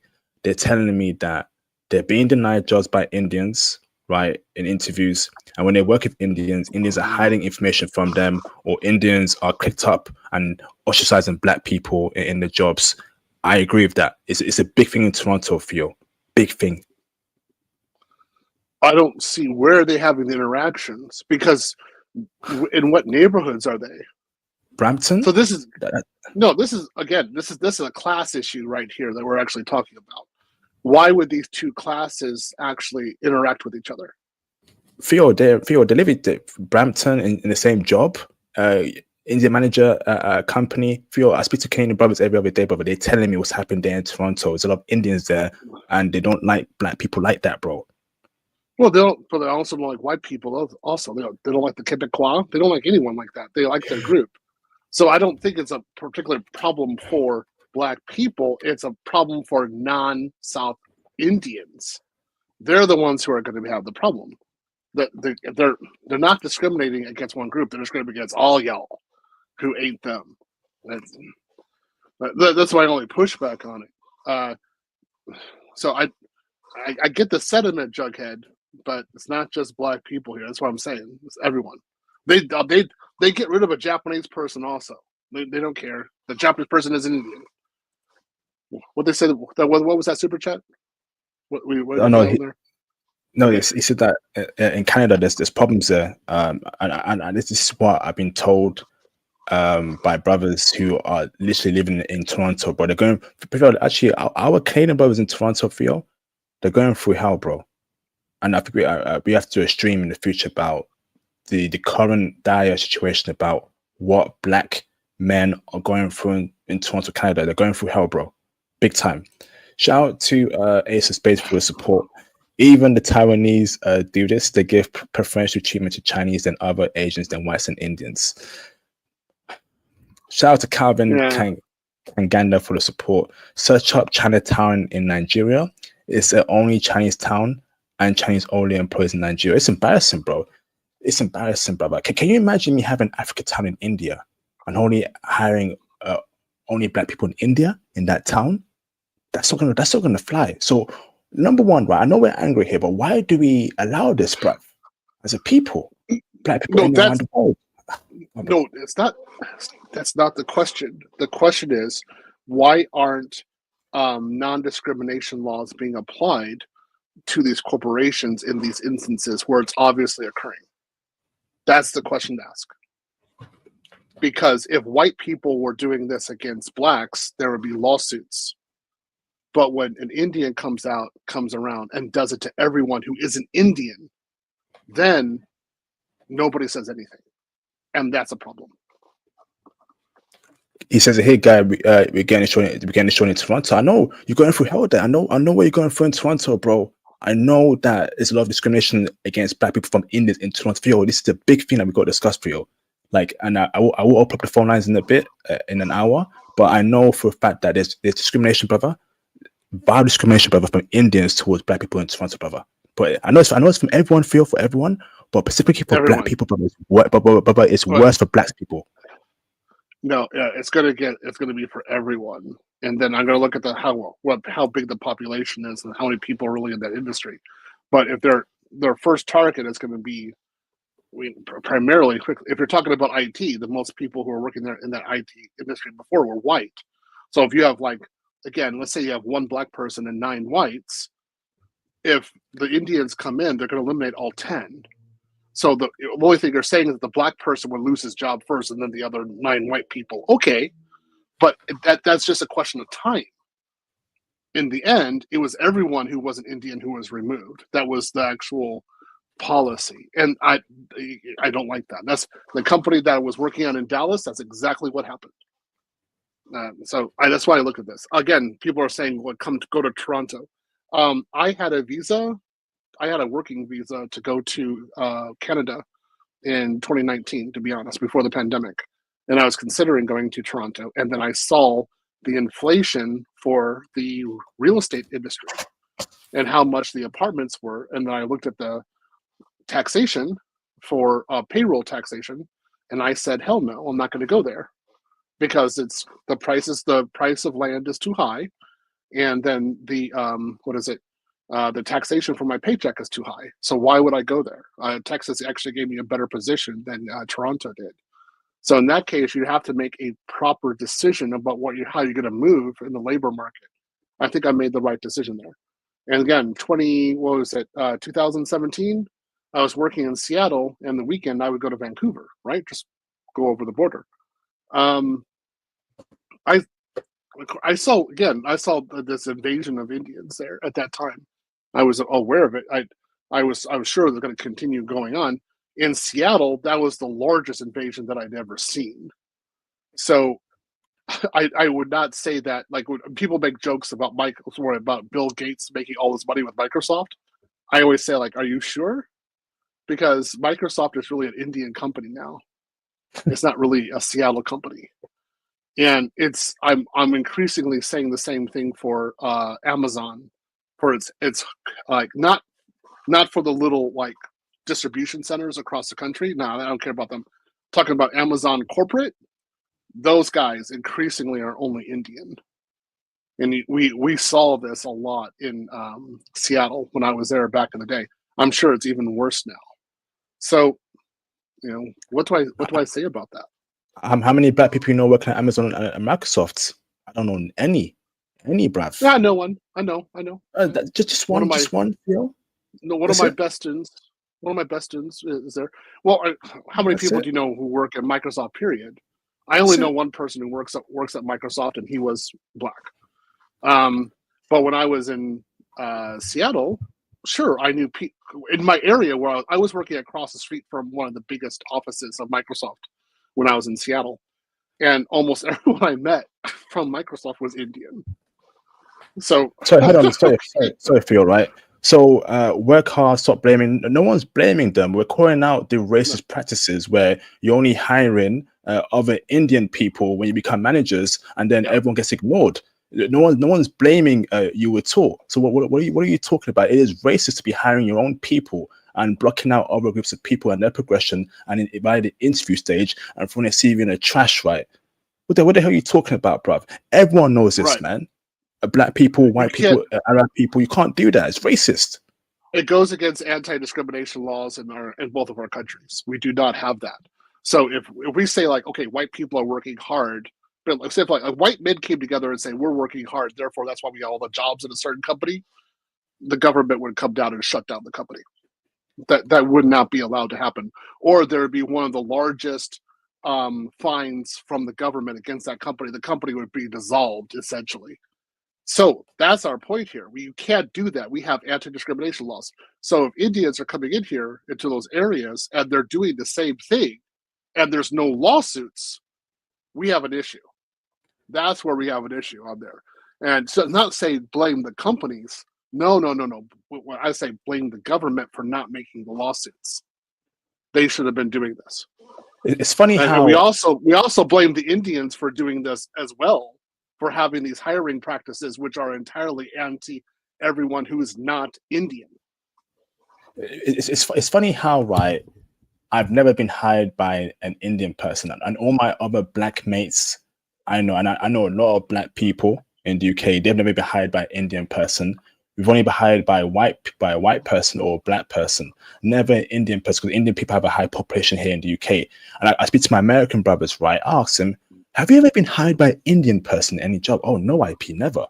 But white people have hired me, black people have hired me. So there's a common theme here, whereas, Indian people only hire Indian people. And if a black person or non-Indian gets hired in a company, right, and a company majority Indian, or the team is majority Indian people, from what I see, not all but some do, gatekeep information, or they plot to get the person out of the job to bring in another Indian people. And people are saying it throughout Reddit. They're saying it throughout Reddit, throughout the internet, throughout Twitter. I know I wasn't going crazy, Phil. I know. Hold on, Phil. I know I wasn't going crazy, right? When I go into Five Guys, I go into Popeyes, I go into McDonald's, KFC, Pizza, all Indian people. I know I wasn't going crazy, Phil, right? When I speak to people in real life over the internet, and they're telling me, bro, I can't get a job here, man. Every time an Indian person interviews me, I can't get a job. I know I was going crazy, Phil, bro. Okay, first, IP. Stop eating all that fast food. All right. So I don't know the hiring practices in Five Guys, KFC, and McDonald's because I'm not over there. Okay.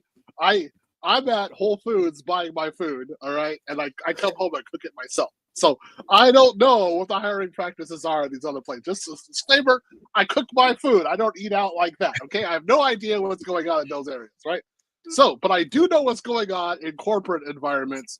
And this is definitely going on. Then Hadip's look, he says, this guy says Hardeep. What the hell are you talking about? The Indians coming over are being hired. They don't hire themselves. Yes, they do. This is what we're talking about, bro. They get into management positions and then they only hire Indians. This is what we've been saying time and time again. I've been in America since 2011. This has been my observation ever since then. All right? And when I was in Japan, I was hired by Japanese people, English people, and Americans, right? All three nationalities. That's normal. You would expect that in that kind of environment, especially since I'm American and I'm working in an international environment. There was a variety of different managers that I was working under. Also hired by a French person, right? I worked in P&B Paribas for a while, for 1 year. So I mean, if I'm coming here. And then I'm seeing that obviously Indians are not hiring Americans for various positions, and you're seeing an Indian manager come in, and all the Americans lose their jobs. Yuck, bro, that's what we're talking about. That is the problem. So again, Hardeep, you're living in La La Land. You're trying to shift blame and trying for people, the Americans, to not look at the problem. We're holding you accountable to that. Here in the manosphere, we hold women accountable, and we hold these kind of hiring practices accountable as well. Facts. Shout out to Mr.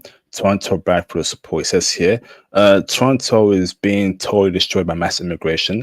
They want to lower wages and make us all slaves, indentured service to corporations. But brother, I know you're going through hell in Toronto, but I know, man. In fact, I think Toronto brothers got the worst, definitely worse than UK brothers by far. We're going through hard times over here in the UK, bro. Big times. I would say they're having a different issue. That's not okay. They want to lower wages and make us all slaves. No, that's not the situation. Again, I'm going to go back to BGS on this one. What's actually happening is that the domestic population, the domestic population are influenced by feminism. They're not reproducing. So because they're not having children, what do the Canadians have to do? They have to import labor in order to maintain their workforce, in order to maintain their population. The same thing the Americans are doing as well. Again, what does this channel advocate? Are we going to be dating Western women? No. So every passport bro who leaves, that's one less woman who could possibly reproduce and have a husband to do that. And then at the same time, we have plenty of guys domestically who don't want these women. And then the women, they have such high standards. Well, they don't want to be impregnated by anybody anyway, except the Chad the Chad Tyrone type of guy, right? And there's not enough of those guys either. So you have a reproduction problem, and that's why the immigration is happening, right? That's it. If the women actually had children, this immigration issue would not be occurring. Shout out to Toronto, Brad, again for the support. The Amazon I work at in Toronto is 9% Indian. You know, we're right here, and Canada is a majority white population. Somehow that you know what? Let me just carry on here, bro, because before I break my laptop. Shout out to Jughead for the support. I agree with Theo on this point. I had a job offer in Vancouver 2019. Met a great lady in Kitsilano as well, LOL. But when I saw how that tyrant Trudeau was behaving, I will wait until he's voted out this year. Facts, man. Absolute facts. He ruined that country, bro. Great stream. Okay. We need to react to some clips. Theo, you want to say anything else? I will open up the phone lines if you want to speak about your personal experience, but give us 1 hour to react to some clips. You want to say something, Bobby? Again, I want to say, like, again, I've been hiring positions before. I've hired Indians before. I didn't have a problem with it. And it wasn't because of labor. It was because I knew how to do certain kind of programming really well, and certain projects that needed certain kind of scripting done. And they were the guys who applied who had the best skill set. But you notice I didn't say, I wasn't looking at race or anything like that. I was looking at merit. And I knew that they would be the best guys, and they did. They did a great job on it. I've also hired white people, black people, Asian people, right? People from the Middle East. I've hired quite a lot of people from other countries before, right? It's not just me hiring black people. That's it. It's not the way it works. Again, the reason why I'm teaching my class, one of the reasons is because I am sick and tired of being the only black person in a company or the only American. And I want to have that. I want to have more black men in my working environment. So I'm teaching my course, and I taught it for 3 years, basically for free. So again, IP's been working the same thing. We have this vision. We're not here to only hire black people. That's not the way we think. But we're thinking we want to hire. We want there to be proper employment practices based upon merit. If it's merit, we can be competitive. If it's not merit, we have a problem. And the laws are supposed to be there to make sure this is based upon merit. Now we need those laws to be properly enforced. Awesome. All right, let's write some clips. If you want to call in 1 hour or 10 minutes from now, are you ready to write some clips for you? Hold on. I gotta say this one. Irene Ellis, she says, this is all on y'all not working hard enough to get a job as men. Irene Ellis, I make over $600,000 a year, and I have a trust fund with $2.8 million. You ain't shit.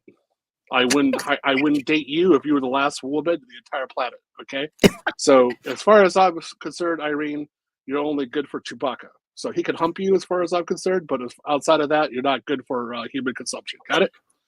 Go to Oprah. That's where you belong. Let's go. If you're new to this channel, if you're new to this channel, right, you're dealing with high value intellectual black men. We are not black men that you see in Baltimore. We see in Stockton, California, or the Bronx, New York. You're dealing with high value intellectual black men who have certs, who have degrees, who are very smart. Okay, you're dealing with black men, right, who are intellectual and study hard. Yeah. We not know Pookie and Ray Rays, right? We not know thugs. We are educated. I know some of you had that conception that all black men are gangsters, rappers. All black men are useless. Nah, no, over here we IT bros, we passport bros, we got our certs, we intellectual, we have our network of brothers, right? So watch yourself. Watch yourself. Yeah, we're not playing around over here. Again, I just made a company with my business partners, and we're going forward. We're gonna be doing AI and all kinds of hiring practices. Again, this is one of my Macs. This computer I'm using as a Mac.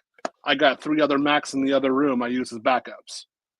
We ain't poor over here. The monitor I'm using right now is it was a 49-inch ultra wide. This is why you see my head moving like this. It's because I'm moving to different parts of the same screen.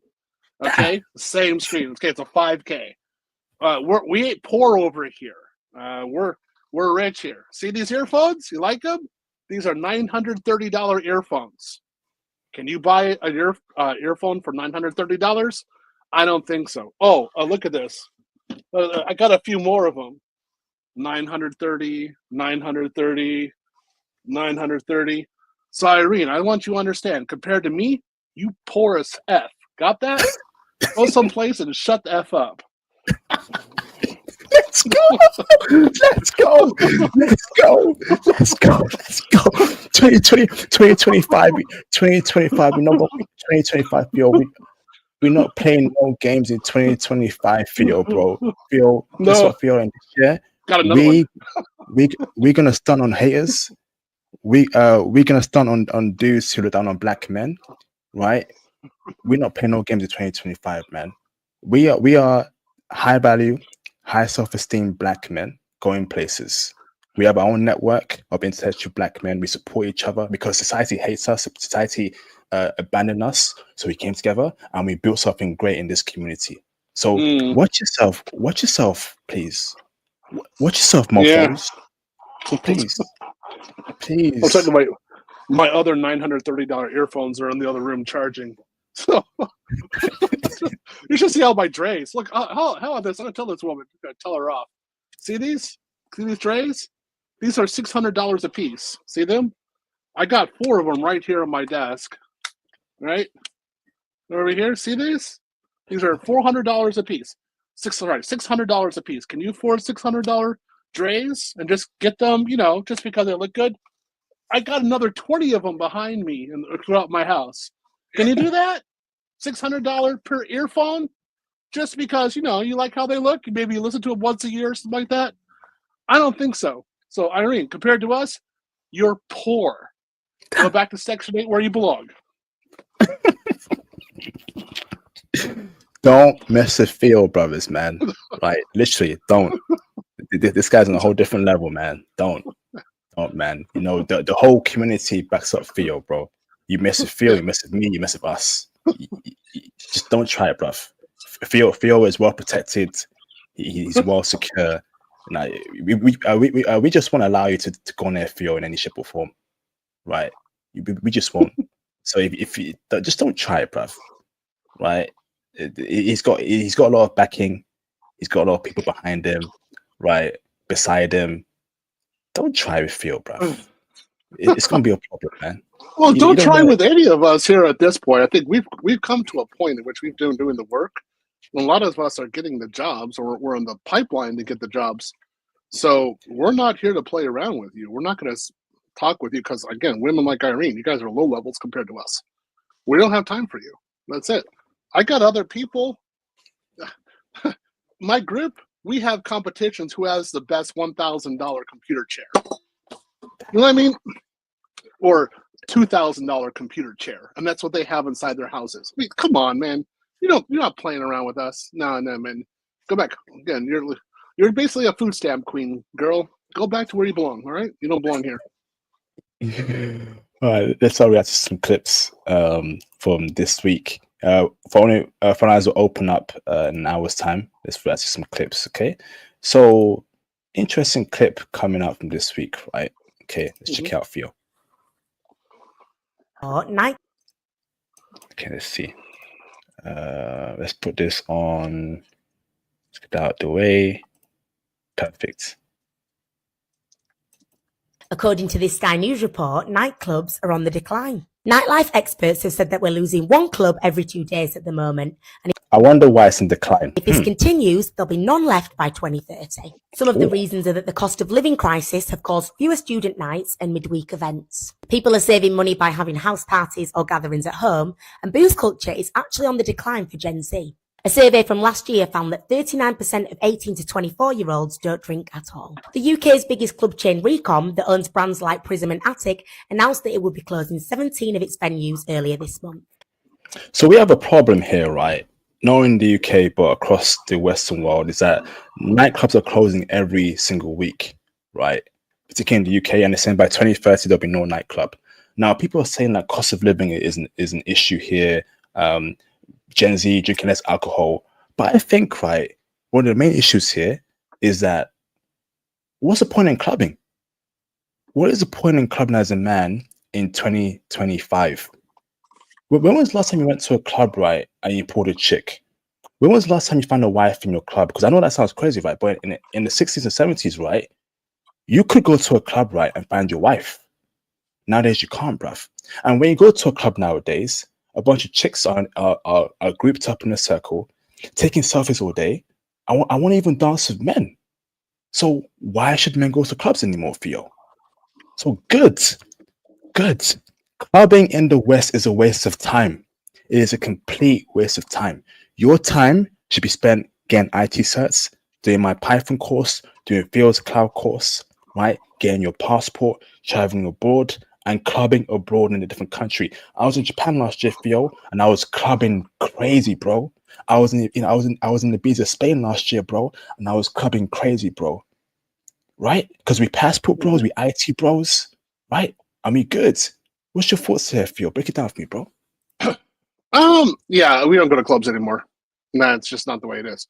I personally speaking, it's more of that the selection of music sucks. So I don't like it. I listen to a certain kind of music. Here in Austin, if the artists that I like come into town, then I go to the club for that. But that's the only time I do it. You're not going to find a wife there. You'll find something strange. That's there. There's some strange there, but that's about all. So I don't even. No. The clubs are dead. It's not going to happen. Facts. Clubs are completely dead to the point where it will be probably only women going to the clubs and no men there. And you know, if there's no men there, no attention for these women, no attention. Mm-hmm. So I'm happy young men are checking out, bruv, and people are in general. Okay, start thinking internationally, start thinking globally, start thinking abroad. All right, because right now clubbing in 2024, 2025 in the West, Theo, is a waste of time. In the UK, £20 getting to the club, right? Imagine you're clubbing every week, £20. That's £100 or £80 that can go into IT certs. Yeah, investing, right, in crypto and stocks and your future. And you're paying £20, you ain't getting no girl at the end of the night. No one checking for you. You're in a corner sipping your drink, looking like a goddamn clown, bro. Not me, cuz. Not me, cuz. Well, it matters on the music that's being played. So again, if it's the music that you like, if it's the artist that you like, yeah, of course, it's a great experience because you're listening to the music. But outside of that, no, man, it's just not. There's no value. I don't see any purpose of doing it. Just it's really superficial. It always has been, but right now it's particularly, well, I say for the last 10 years it's been particularly artificial. So yeah, I kind of agree with you there. Gotta admit. Facts. Shout out to young men not clubbing anymore and get your passport. Do my Python course. Do Theo's cloud course this year. One of our brothers, right, in my Python course and Theo's cloud course, got his first ever IT job as a senior cloud engineer. We're happy, but we need more of that. Okay, so join our courses this year. Let's get it cracking, bruv. Let's get it cracking, man. Awesome. Okay, so next one to react to, video file. So let's react to this one over here, okay? Cute Blasian chick, but maybe not too few. I know you love your. I know you love your Ukrainian blondes, but let's see, brother. 自己紹介してください。Hi, I'm Mary. 私は日本とナイジェリアのハーフです。日本生まれに。Okay, half Nigerian, half Japanese, half black, half Japanese, half black, half Asian. Okay, we can work with that, Theo. We can work with that. Okay, so let's see who she prefers. Let's see her personality. Let's see if she's checking for brothers. Let's see, bro.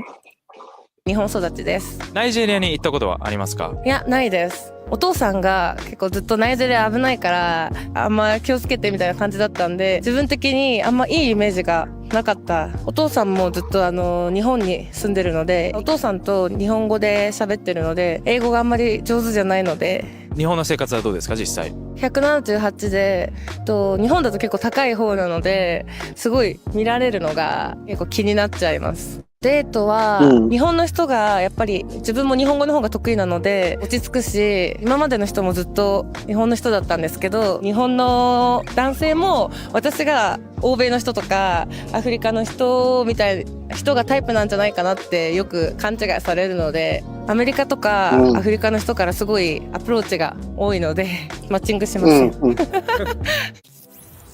Phil, what's your thoughts on that clip, brother? That's good. I was actually looking down, so I wouldn't look at the subtitles. I just wanted to hear what she was saying, all in Japanese. She's really Japanese. She's exceptionally Japanese. Like, she's the real McCoy.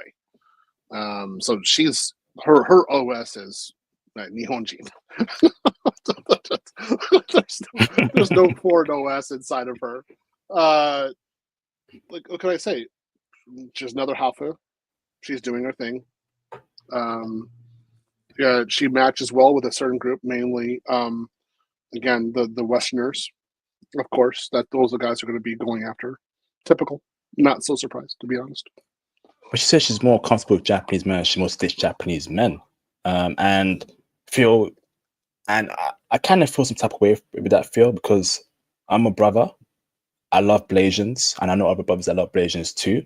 And I hope that this isn't a common mentality where, because they're born in Japan, they're half Japanese, half black, they prefer Japanese men, right? I want a Blasian feel, right? And I think a lot of brothers want Blasians too to date.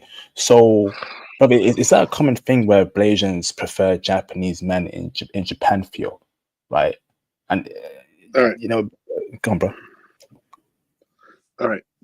There aren't Blasians like that in Japan. If you want to get half Japanese something, you should go to Sao Paulo. That has the largest number of half Japanese people in the world. So go there. That's your population. All right. Again, I like dating half Japanese women in Sao Paulo. I think it's a great place for you to go. Western men date all kinds of Hafu and Japanese women in Japan. It's very normal. Japanese men usually don't go for this type of person, just the way it is. I would not go for her when I was in Japan. Why not? There's no way. I wouldn't. No. Why not, Phil? She's half black. She's Blasian. Why not, Phil? What's going on? She's too big. Too tall? There's no way. She's too big. Okay. Yeah. I see. Yeah.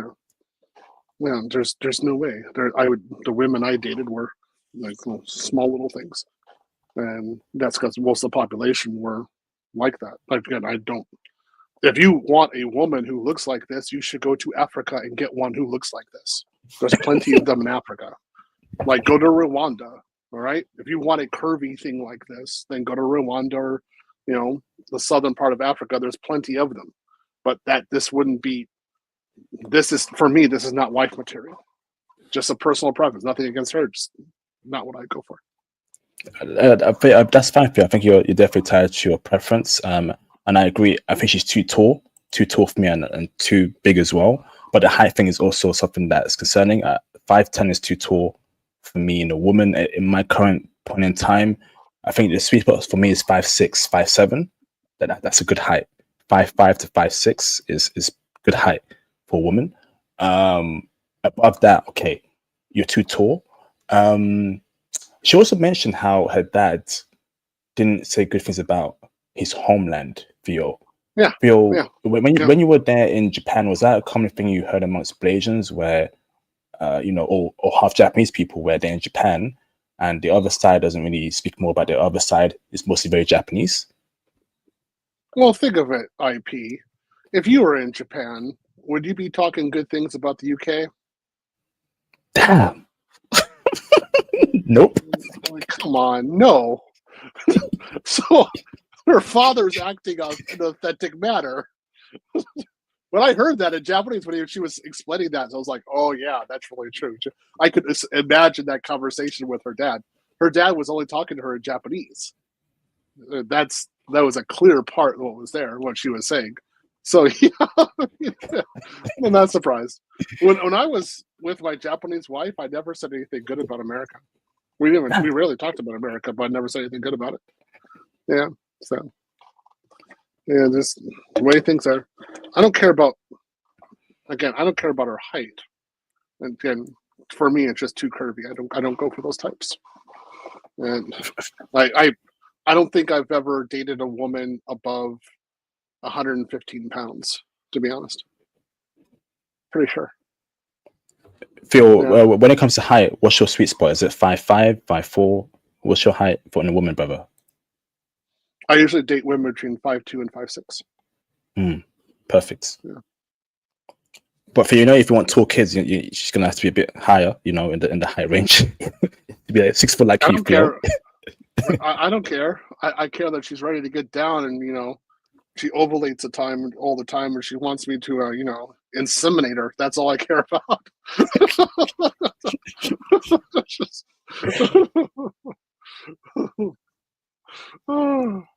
Get your I don't passport. care at all. Get your passport. Yeah. Get your passport. Yeah. Yeah. Okay. Yeah. Awesome. Okay, next one to react to. Let's go over here. So, let's react to this clip over here. Because shout out to his brother for speaking the truth. I know I'm speaking for a lot of us when I say that we are tired of the criminal culture. Yes, sir. Yes, indeed, bro. Speaking We are truth. tired of the glorification of criminality. We're done with the dysfunction. We're done with the toxicity. Yes. We're done with the negativity. Period. We're not going to stand for it anymore. We're not going to vouch for it. We're not going to coddle it. It's okay. They had a hard life. They've been through it. I don't give a damn what you've been through. If you are a criminal, that is based upon your own lack of integrity and morality. Yes. I'm done with having sympathy for dudes from the hood. I'm from the hood myself, right? But I'm not a gangster. I'm not a pookie. I'm not a thug, right? But these dudes have this, mentality where I come from a bad home, bad background, so that's who I am, right? I'm a pookie, I'm a thug. You steal, you sell certain substances. You're on TV saying the N-word 24/7. I'm making black people look bad by doing gang signs. I don't care if you're from the hood, bro.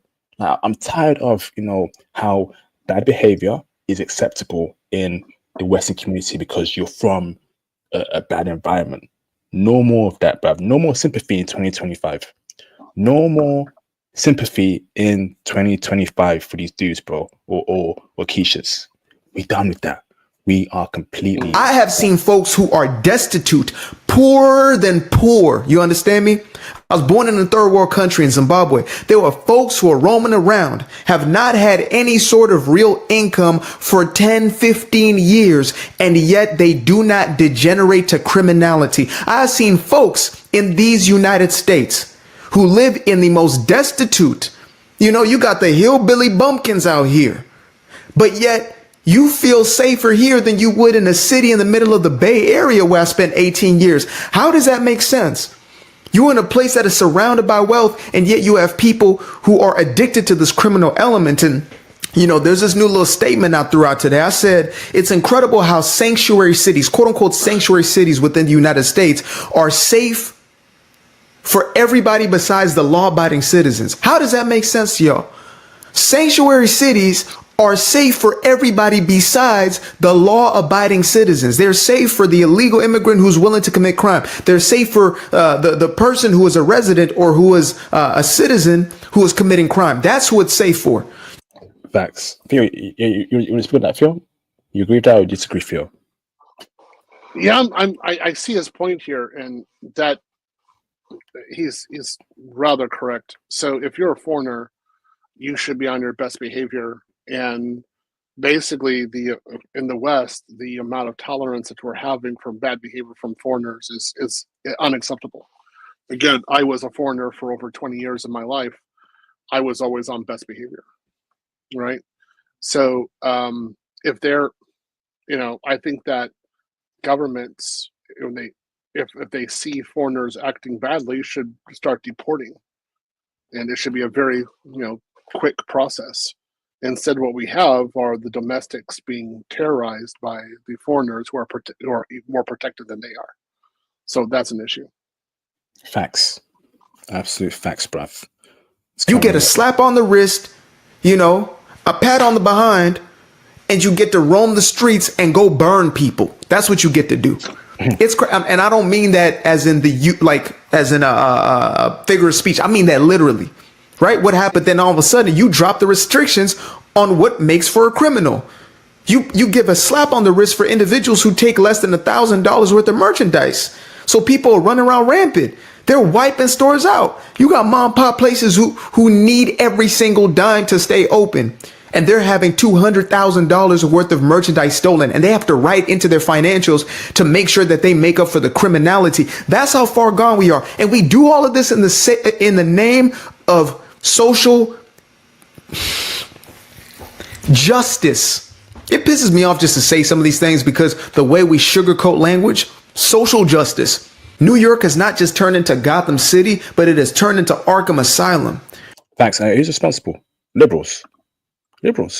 Who's responsible for New York, California, and the lawlessness over there in those cities? Liberals. Let's keep it real. Because of this ideology or this mentality, and we're so afraid to call it out, we can't keep it accountable. And why are we afraid to call it out, right? Because we've been taught by liberals who control the school system and the education system, right? Let these people be soft on them, blah, blah, blah. They come from bad backgrounds. And look at how America's turning out, bro. Look at how UK is turning out, bro.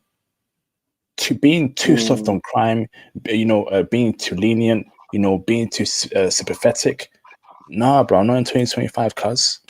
Oh, stop. You need to stop talking about black folk. Look, if you are stealing, if you are committing crimes, heinous crimes, you out here stabbing folk, unaliving folk, I will never stop talking about you. Facts. I will never stop calling you out. If that's you, I will never stop. Bro. Because if you're not a criminal, if you're not out in these streets causing havoc, if you're not hoeing out here, if you're not doing these things, you living righteously, then this ain't your conversation. Facts, bro. This ain't about you. This has to do with the people who are on the side of dysfunction. That's who this is about. And so if that description matches, then so be it. If that really is you, then you got to be dealt with accordingly. And sometimes it's just your own behaviors that you have to face up to.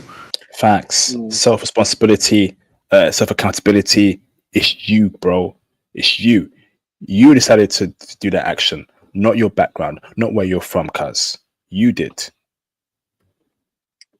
Right?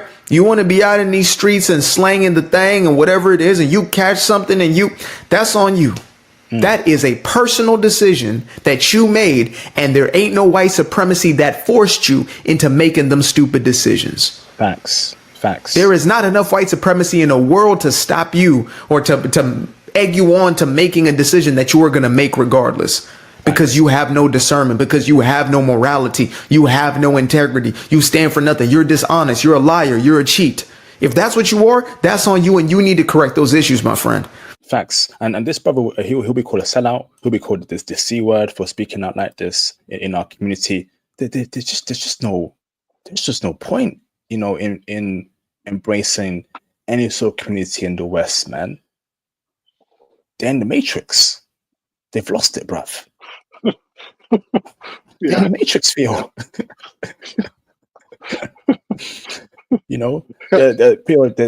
There's a vulnerability in the Matrix, right? And we say, hey, use that to patch it. No. Okay. Then you'll get exploited and you're done forever. Let's keep it real for you, bruv. So there's just no point, Go on, bro. Speak on that. No, I very much agree with you at this point. We need, again, I think for a while, the Western countries need to close their borders. And it's good. One of the good things about Syria falling to the rebels is that now a lot of Syrians can return back because we know what was going on in Western Europe with them. it wasn't all roses, and so that's good. Ukrainians there have largely been peaceful, so I don't think that's an issue. But in my country, in the United States, well, we need some mass deportation, just the way it is. As a joke, so I was talking to some ICE officials unofficially. I was just talking to some people, right, and they were saying, deport the men, let the women stay. They're beautiful. I thought it was funny. But they're like, yeah, let's do it that way. But I get the point. We need to do that, and then we also need to actually have a border wall. And to be honest, I was really against the border wall for a long time when Trump was elected before. I thought that it was one of the worst things that we could have as a symbol of the United States. And during the last 2 or 3 years, what I've seen with foreigners coming over, the kind of destruction that they've done, the kind of actions, and that we spent over $175 billion in Ukraine for the war, I was like, well, just 10% of that, we could have completed our border wall. Mm-hmm. So why don't we go ahead and do it? And it's not that I'm anti-immigrant. I was an immigrant for a long time. I'm going to be immigrant again. I'm going to go abroad next year. It's not that. It's the United States needs to solve its own problems for a while. And we don't have the money for this. We need to be cutting back. And at the same time, these people are coming over and causing real disturbances. So, yeah, it's not anti them. It's like, hey, look, this isn't working out right now. Sorry, go to Mexico. Stay there, okay? That's where you can stay. That's good. Mexico's a high life. Go there. Go to Brazil. Facts. There you go. Go to Brazil. There. Go to the Amazon. You can swim there. It's good. There's maybe some snakes or something. You can play with them. Don't come here. We're done. Absolute facts. Absolute facts. Let me do super chats real quick. Shout out to Joe Kelly for the support. No, I read that. Shout out to Mr. Official EJ Wade. I wrote an ebook on Amazon, Artificial Intelligence Constitutional Concurrence. I hope to find an IT person to help me move it from theory to reality. Share with us, Mr. Official EJ Wade. That'd be great, bro. Well done for writing that book, brother. Shout out to Mr. Ace of Spades for the support. This girl hates herself, plain and simple, lashes. Oh, man. Okay, so next one to react to. Well, it's just a beauty thing that woman was using, that ablation that she was using. I wouldn't say that she hates herself because she's just being Japanese, right? So I get it. I don't actually care about that kind of stuff because she wasn't. She was a Japanese woman. She's actually very Japanese. Part of the reason why I looked away while she was talking, I could just concentrate on what she was saying in Japanese, and she was extremely Japanese. But oh well. Women like to wear that kind of stuff. Who cares? Let it go. Let's check out this clip, right, of a brother saying his preference for Theo's favorite type of woman. Can you hear that, Theo? No, not yet. Oh, not okay. Okay. Hold on. Let me try another one. Present video file. Okay, the volume's a bit low. Let me try this one.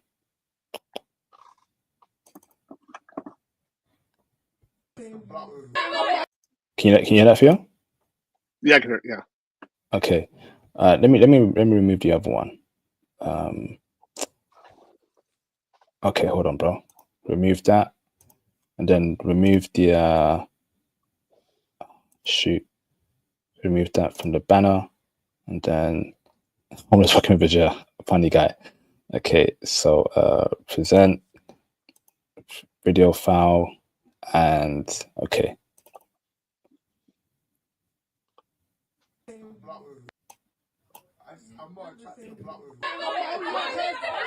Muslim gorillas, they're coons. Hey, you see, it comes from self-hate. You really don't hate I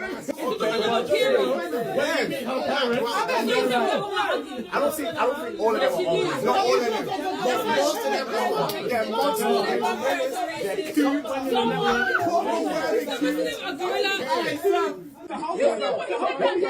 You say that? Why would I want her black African woman complaining, talking this? It's a clue.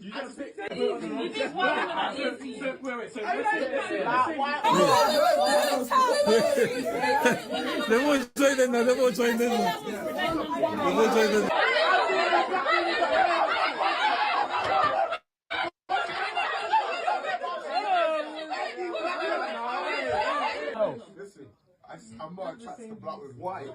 Because they're just it's not me, like they're just. What do you mean they're not you? You came from a black woman. Wow. So Theo, we have a brother here, right, who says that he's not attracted to BWs, right? And obviously he's swarmed by BWs saying, how can you not be attracted to black women? You came from a black woman. You were a sellout, but in the slur version, blah, blah, blah. And they all kind of like basically got in his face, kind of intimidated him. Theo, I'm gonna be real with you, Theo, right? Like, Theo, can a black man have racial preferences when it comes to women, brother? Is that allowed? Can a black man prefer a white woman, an Asian woman, or no? Every black man every black man on earth, Theo, right? In America and the UK too, must only date black women, Theo. Is that the way and the life, Theo?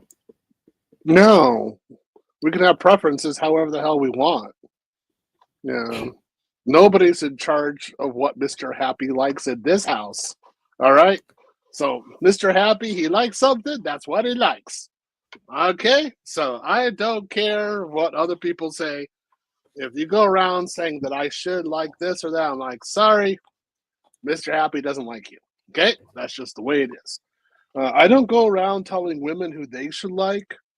That's one point we had. The other thing, you have an amazing amount of Western women who want thugs, right? And drug dealers. And I've looked at the academics. I've listened to many women say it, and I was like, I think they're nuts for it. But if that what gives them the tingles, it gives them the tingles. It's not me. So, okay, fine. I'm not going to be responsible. I'm not going to deal with these kind of women after they get ran through. But if that's what it is, that's what they is. I like certain types of women. If other women disagree with that, they can go play with Chewbacca for a while, as far as I'll care. I like what I like. I would say my top countries that I like in particular would be what is it?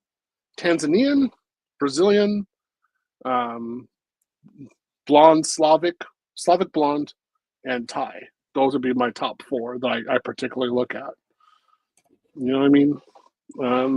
It is what it is. It's what I like. You can't go to me and give me some sort of theory of what I like. You can get stuffed instead. Theo, you know that you know how it's meant to be, Theo. We know that you're meant to control black men. You're meant to tell black men what to do. You're meant to, control black men's preferences. Black men can only date dark-skinned, afro-haired women with septum rings who are overweight. You know that's what they want every black man to do, Theo. And I also disagree with that, Theo. I believe that people have preferences and people are entitled to their preferences, but we know that there's a serious problem in Western countries where BWs want to control black men and their opinions. They want to control black men's preferences, and I'm happy that black men are waking up from that. And I think there was also like a viral video of an NFL player proposing to a white chick the other day, and he got a lot of hate from all sides of the internet. And I know why I feel, right? Because she was a good-looking white girl. Whenever it's a good-looking white chick, people go crazy. Why is she with that black man? What's going on here? Not only non-black people, but BWs too. It's like black men can't catch a break, Theo. Black men can't catch a break, Theo. Also, the snow Black bunny men in can't that catch a case, break, Theo. Come on, bro. the snow bunny in that case was also a proper woman. Nothing fake to her at all. Everything was authentic. So she wasn't ratchet at all. No ratchetness with her. No hood mentality with her. She was proper middle class white girl, and that's her background, right? Of course, she's definitely rich because of her man. A lot of women don't like this, and I say I don't care what you like. If I like what could be considered to be a boring white girl from a certain country, and you like thugs and drug dealers, to each his own. I'm not going to. I think you're nuts for what you like. Well, I'm not going to tell you to change it. I'm just not responsible for it. Go do what your thing. I'm going to go be with this middle class Tanzanian woman or a middle class Thai woman. I'm going to make a family with her and have a great time. Facts, absolute facts, bro. Absolute facts. Do what you want, brothers, and have your preferences. Don't be scared to say it. Or you only have one life. Go for who you like and who appreciates you. Mm-hmm. So next one to react to is this one over here. Okay.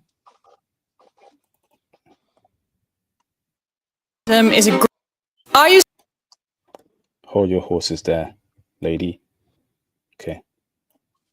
I used to believe that feminism is a great thing, just like most women and maybe even most people. But obviously, I changed my mind since I'm happy you changed your mind, lady. I'm happy you did, but why were you a feminist in the first place, and how did you rid yourself of that poison? made multiple videos addressing the dangers of modern feminism. And since it's apparently very uncommon for a woman to be skeptical of feminism, lots of people ask me when I started hating my own kind. Which is a great question. I'm kidding, of course, because being critical of feminism doesn't equal hating women. Facts, absolute facts. Like me and Theo are against feminism, right? It doesn't mean we dislike the opposite sex, right? We want to date them, we want to marry them. So how could we dislike them or hate them? It's like, but again, it's that female emotional Western logic. Oh, you must hate all females, etc., etc. No, we don't like the very core principles of feminism and what it has become today. And that's a fair point. That's a fair point. The fact that I even have to explain this is ridiculous, but this is where I live, the Netherlands. I grew up in a very progressive country, so of course in school... Yep, feminism has also taken over Netherlands, which is also another Western country. So we also got taught about feminism. But when I was a kid, feminism wasn't promoted as extremely as it is now. It was more like men and women are all equal and women can do everything a man can do. Same here. When I back a long time ago in school, it wasn't as bad as it was right now. No OF, no 304 culture, and they tie OF and 304 culture on the guise of feminism. Women doing what they want, her body, her life, and it's all BS, bro. It's all BS. But that's feminism in 2020. And if you follow me for a while now, then you probably know that I think the last one is debatable, since there are natural differences between men and women. Because there is... Correct. Taller, stronger, smarter, more intelligent, builds more. Who gave you Facebook? Who gave you Instagram? Who gave you OF? That's a man-made platform. Who gave you laptops? Men. Who gave you a house? Men. Well, actually... Who gave you tampons? Men. Men. Feminist indoctrination everywhere. The stories of today are almost always based on a strong female character. A girl who has to make it in a male-dominated world. And she always has such a disadvantage just because she's a girl, but she ends up succeeding anyway, despite all odds. And when it comes to romantic stories, it's always the girl who challenges the guy that she likes. And that's what makes him fall in love with her. But and also is a 5'5" woman, right, beating up 6 foot dudes in Marvel movies or in martial arts movies. Yeah, as if that's real. But what did that teach me? Basically that I need to have a successful career in order to be respected by society, and that I need to go around challenging the guys that I like in order to find true love. And those were actually my beliefs as a teenager. But that's the complete opposite of how I think about those things now. But the main thing I realized from watching his content is that men almost don't care at all about your career or about how much money you make. She gets it. She gets it. She gets it. Yep. She gets it. She gets it. We don't care if you're CEO of American Airlines. We don't care if you're CEO of Tesla, right? What we care about is, are you feminine? Are you submissive? Right? Are you a virgin? Do you have a low body count? Do you have good home skills? Can you cook? Right? Can you look after the kids? Can you be a good mother? That's what men care about. Right? We don't care about your positional title. Most guys will pick a feminine woman that works at Starbucks over a $500,000 earning a year chick as a CEO of a company that's feminist and is a boss babe. Let's keep it real, bro. Yep. No, entirely correct. A sexy waitress is wipeable. That's it. A woman who's making like $2 million a year, boss babe. I'm like, it's a hard pass, man. I can't beg that. Waitress. Yeah, family time. Let's go. Let's do it.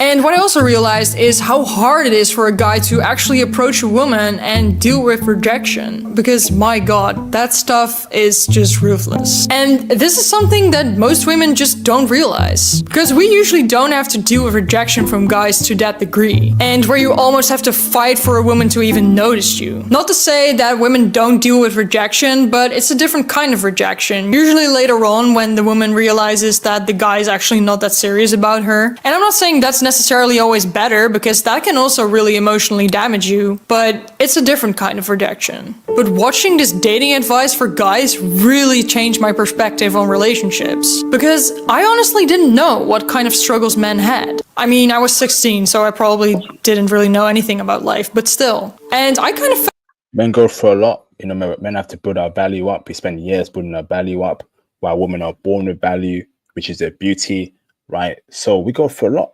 Rejections, no one really caring for us, being left alone, right? Being left to figure out ourselves, where women are literally guided out through their lives, but feminists don't care about that. felt betrayed, as if I was finding out that Santa isn't actually real. So yeah, that really made me start my learnings about female and male relationship dynamics. Because I was very much aware of the fact that everything I'd learned about relationships up until that point was completely wrong. Either from my parents, from school, or from TV. And from that moment, I almost made it my life's mission to not fall into the trap of a miserable marriage. And I've learned so much from basically just watching YouTube videos. Not from pickup artists, by the way, but from more legit psychologists and dating experts. But I think it's very funny that pickup artist content was actually my first wake-up call that modern feminism is actually very toxic. And I was lucky to realize that very early on in my life, just because people don't know any better. And I would never claim that feminists are bad people. Feminists have just absorbed what their society tells them is true. And you can't blame people for wanting to be part of the culture they were born into. And of course, in the end, we're all responsible for our own actions and for fixing our own lives. Facts. I agree. We can't blame women for how it is right now. We can blame the culture because they've been brainwashed from high school, from colleges, and the jobs. Boss babe culture, men in ish culture, the problem culture. And that comes from somewhere. That comes from the top, right? So it takes a lot of time for women to unlearn these toxic ideas. And I commend this lady for, going on YouTube and watching videos that are anti-feminism and anti-feminist. Now she's awoken and breaking out the matrix. If only more women would do that, maybe me and Theo and you brothers wouldn't have to be passport bros. But again, we don't live in a perfect world. I doubt they're ever gonna break out the matrix. In that case, still get your passport, man. So for myself, I still blame them. I don't care. I blame them for it because they willingly participate and they knew better. They can look at history, look at biology, look at their grandmothers. They have plenty of references to turn around and say that men who go off to war are actually exercising power over women. That alone, when a man is drafted and his body could be left alone on a battlefield, unnamed, unknown, and forgotten. Nah, man. I looked at the women and said, no, I can't forgive that. No, you're responsible for it. I have no mercy for you. Agreed. Absolutely agreed, bro. Look at this, man. Look at that. Look at that racism over there. You see? And yeah. These are them who are blocking you're working with, who are blocking your applications. Look at that. Let's leave that for a screen for a bit, brothers. See what we're up against, brothers. Look at that. Yeah. So Patel, and that's Indian, right? So this is what we're getting in the office, and these are the guys who are wanting H1B1 visas.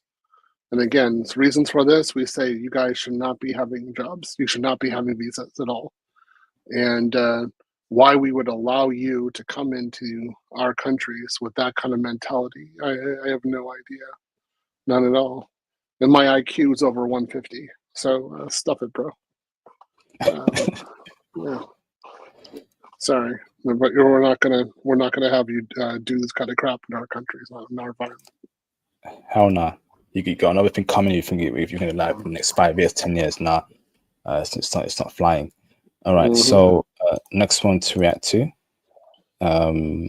So let's react to this clip over here. Okay.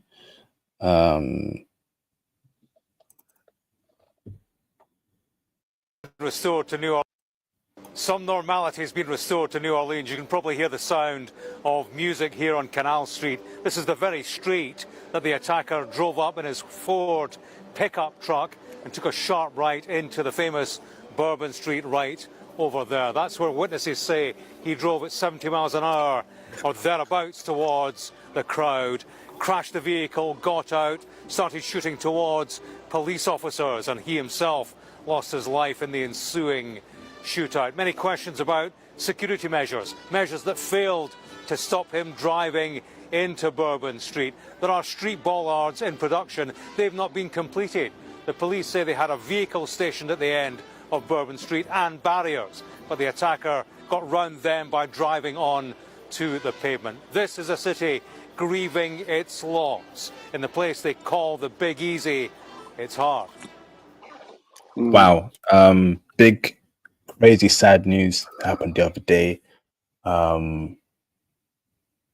Literally yesterday, actually, on America time, where New Orleans attack. RIP to the deceased ones.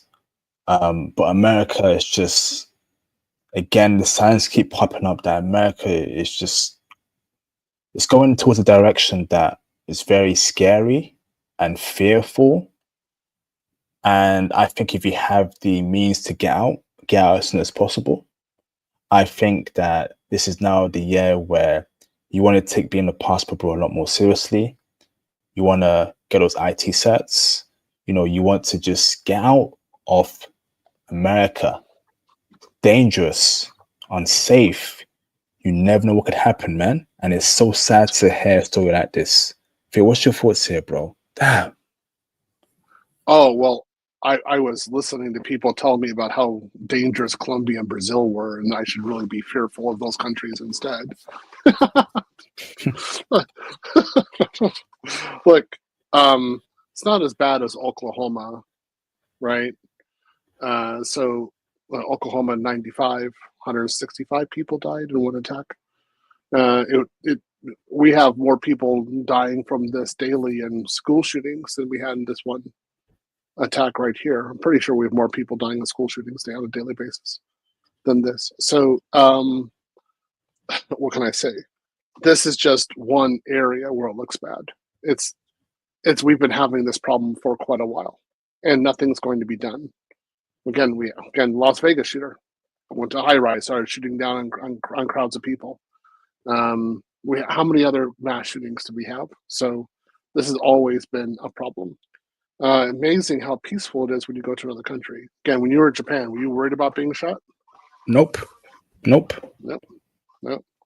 You're probably worried about having a heart attack because another Junko walked down the street in a nice little dress. You're like, oh my goodness, look at you, right? Fishnets. Oh. Fishnets, that's right, yeah. That's what we're talking about, right? Again, guys, America, it's not having its best day right now. Consider being a passport bro, going abroad for a while. Facts, please. I think, just things are looking a bit shaky in the Western world, man. Unstable. UK, America, the Western countries, or world is just looking like a myth right now. And again, if you have the means to do so, get out. or work towards getting out. That's what I mean. If you have our courses, I've got my Python course, Fio's cloud course, and I'm telling you brothers to join it and seek to get out the West, man, because it's not looking too good. Not looking too good, man. Yep. So another one, Fio, right? Another sad news as well. I'll play it over here. Happened. This explosion happened around 8:40 a.m. in the morning in Las Vegas local time, just a matter of a few hours after that attack unfolded in New Orleans. So naturally, questions being asked about whether there is a connection between the two incidents. For the moment, police are saying that they're treating the Las Vegas explosion as an isolated incident, but they're not ruling out a possible connection between what happened there and what happened in New Orleans, Louisiana, not least because the rental app company that was used to hire the Tesla Cybertruck was also used to rent the truck that was used in that devastating attack in New Orleans. Also, the names, very high profile, linked to this incident. Tesla, of course, owned by Elon Musk, inside that hotel. Let me give more context here. Move that. It says when she told a story. Bring this one over here. Coming out of some more breaking news coming out of America. We're hearing that a person has died and 7 more are injured when a Tesla truck caught fire and exploded outside US President-elect Donald Trump's Las Vegas hotel. A person died inside the truck, and officials say they are working on getting the body out of the vehicle. Another 7 people nearby received minor injuries and have been taken to hospital for treatment. No cause has been given.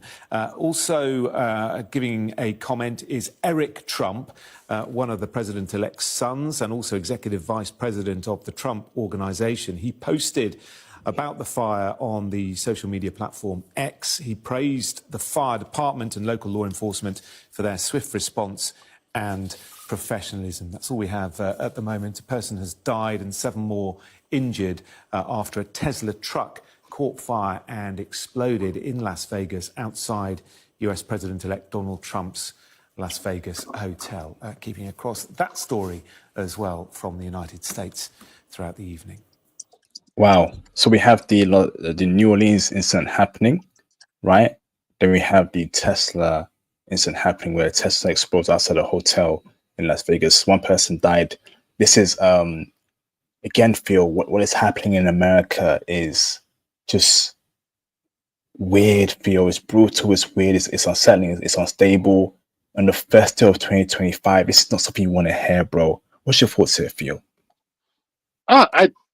I didn't really care about it, to be honest. Again, Tesla's exploding. It's not the first time it's happened.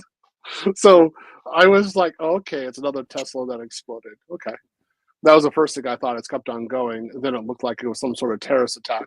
And I was like, okay, they took care of it. And I really wasn't worried about it, to be honest. I'm sure they'll figure out more information about what happened. Maybe it's connected. It doesn't look like it's connected now. I'm not worried about it at this point. I'm thinking about big things. As long as these people are unable to shoot down international airplanes, I'm good. I'm going to be on that international plane. Just fly out. When I was in Japan, except for 9/11, I really didn't care what happened in the West. I would look at it every once in a while, but I was just like, I really don't care. 9/11, I was into that. But outside of that, no, I don't care. So I'm kind of that way right now. If these things are going on, Americans have made this choice. To tell you the truth, at this point, I'm detached. Emotionally, I don't care anymore. Damn. Brothers, get your passport, become passport bros. I do think things will get worse in America and the West. Everyone's crashing out. America crashing out, UK crashing out. So brothers, please get your passports. That is extremely important. Okay. So and keep safe as well. Keep safe, bruv. You know. Keep safe. Keep at home. Study. You know. Keep yourself busy. Right. and think about that there's a life abroad better. And and there's no problem, there's no shame in being at home, bro, and just being by yourself and studying and just being within your own thoughts. There's no shame. There's no shame in it. I have most of the time I have my food delivered here. I have my groceries delivered from Whole Foods. I cook here. I have my gym here. I work at home. The worst thing that I had a mouse in the house, actually. Eva found the mouse and ate it. So that was my biggest concern, was whether or not the dog got sick over that. I don't have a television here. I hear things going on. I'll watch clips. I'm not really concerned. I go out riding my bike every once in a while along the river. As long as there's not a shooter along the river, I'm pretty good. I know it sounds so horrible, but that's what the West has come down to. So I'm like, oh, okay, all right, as long as it's kind of like me being in London. I was like, well, as long as nobody's trying to knife me in Kensington, I'll be all right. So, I can make it to my hotel. I'll be okay. Everything will be good. Okay, so next one to react to, move from studio. Okay, let's react to this one over here. Let's see. So let's react to this one over here. Nationals. 17 Chinese nationals. Let's get some subs in. Remove banner. 17 Chinese nationals have been arrested in the Democratic Republic of Congo's South Kivu province, accused of operating an illegal gold mine in the village of Karhembo. The arrests followed an inspection where suspects failed to produce valid documentation. This crackdown is part of broader efforts to combat unlicensed mineral extraction in the resource-rich region. Will these actions deter illegal mining in the DRC? Good. 17 Chinese. This news made me very happy.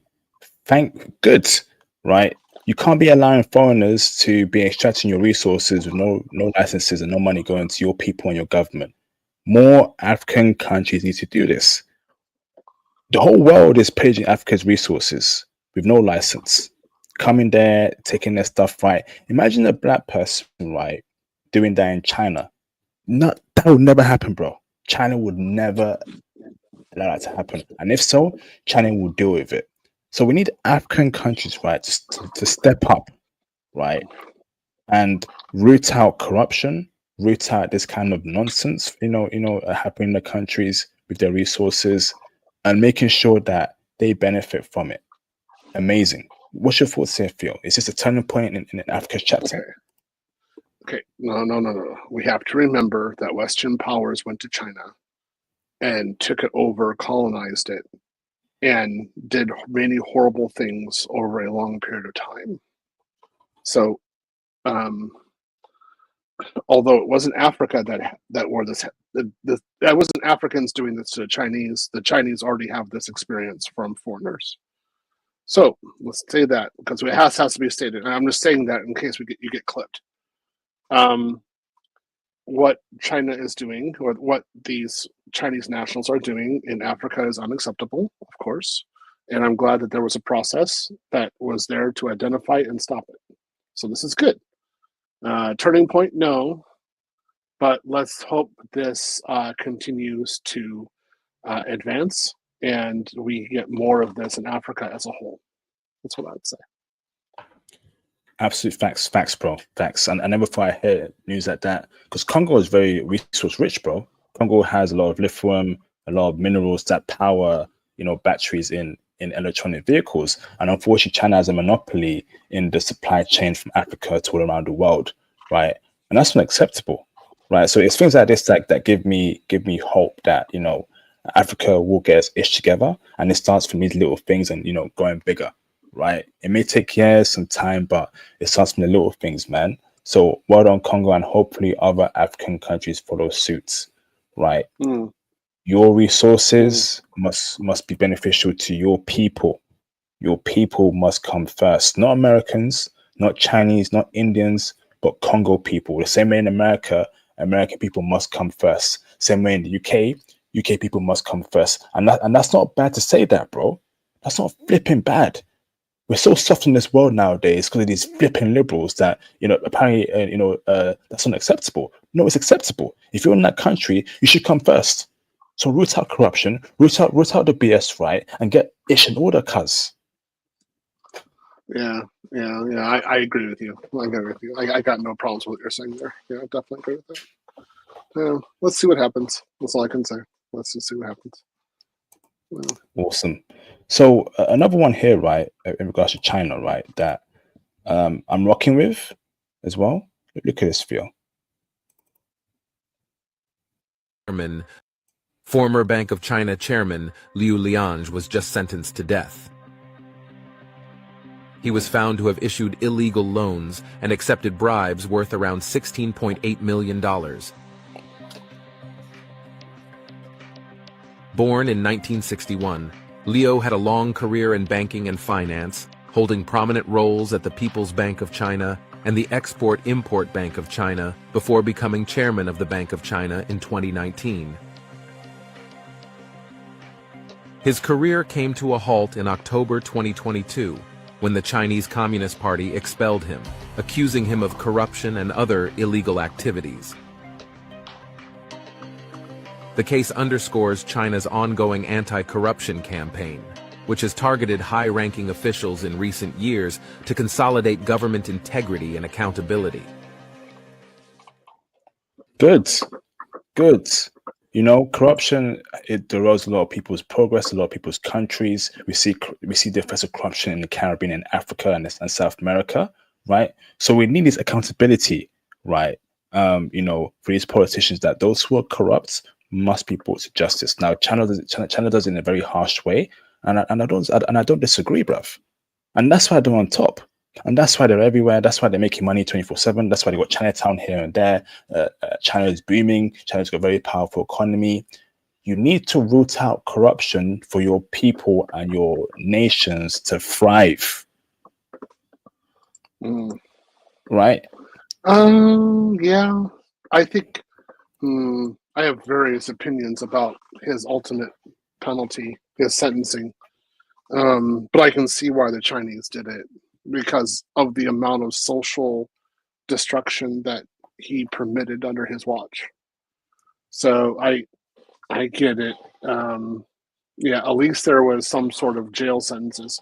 You notice that when we have like our financial problems, for example, 2008, we had our financial, the bank collapses, right? We had a recession and a near depression, right? Who went to jail over all that? I can't think of one person. Only. Are you back? Yeah.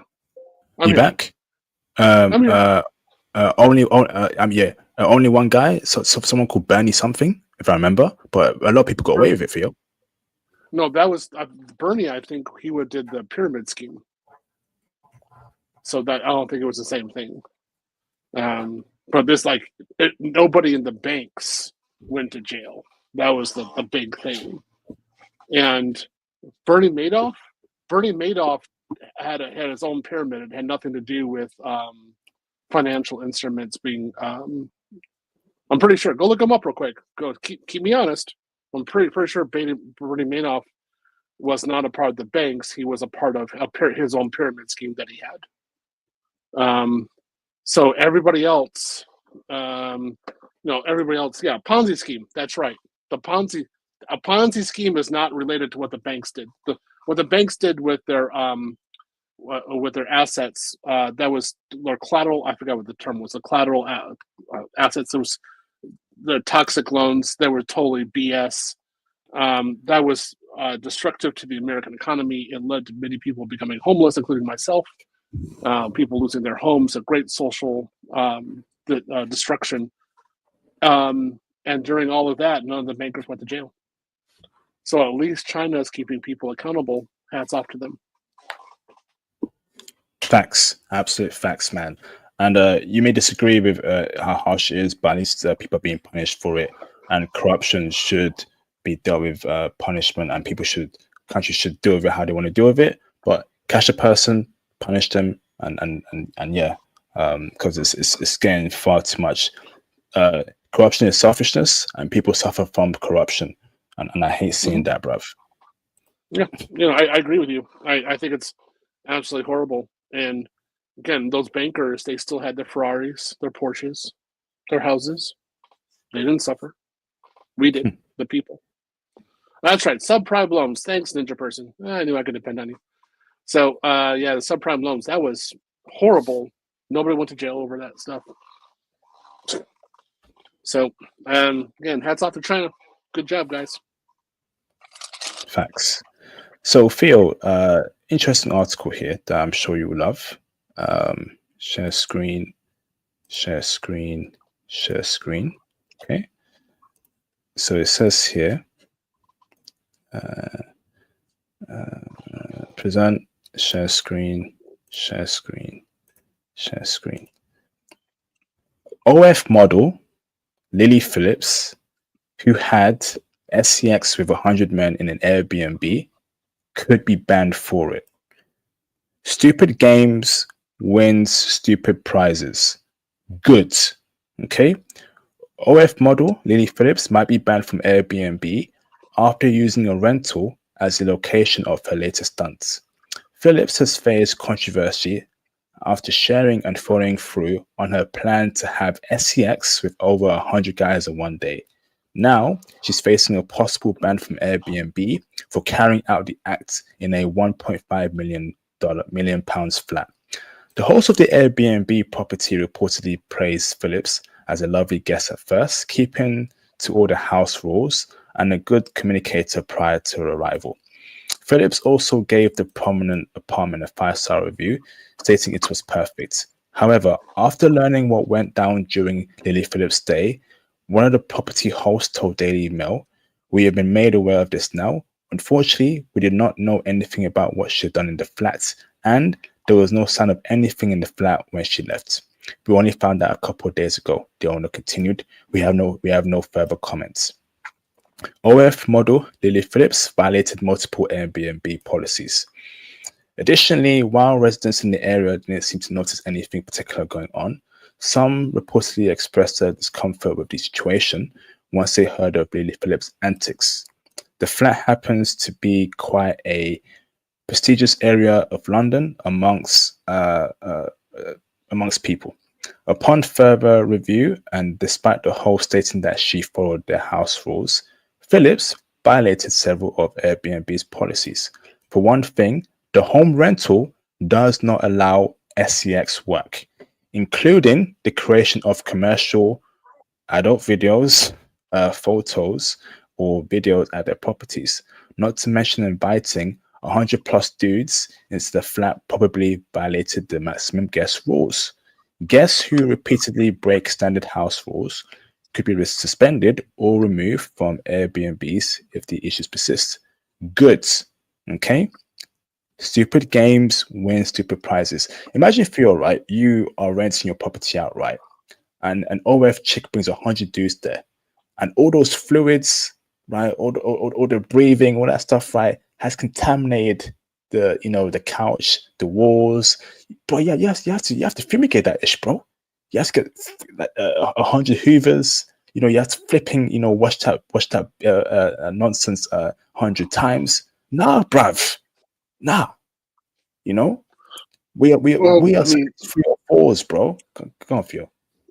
So you're saying if a woman brought 100 women to my Airbnb, and then they were doing stuff, I'd be intrigued over that. How'd they get 100 women in here? That's something. My house isn't that big. I mean, I have a nice house, but it's not a mansion. Let me think here. The reason I think this is silly and stupid, basically, is because she'll just go to a hotel room. That's all, and then just a bunch of guys will be lining up at the Hilton to go do their stuff with her.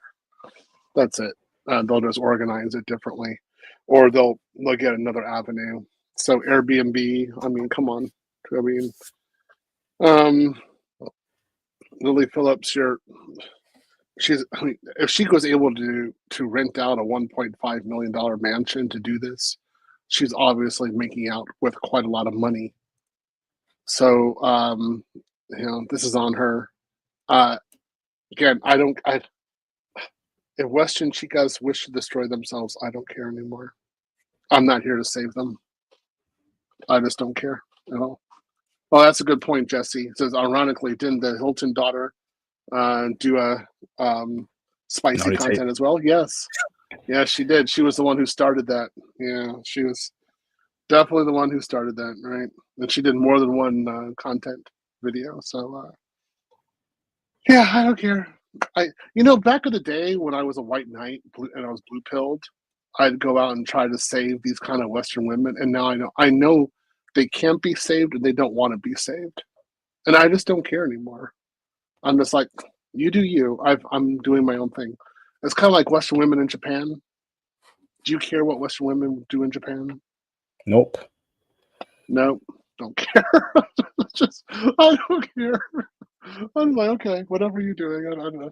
I won't even say, oh, okay, whatever. I don't even recognize their existence. So I just don't care anymore. Lily, you do your thing, all right?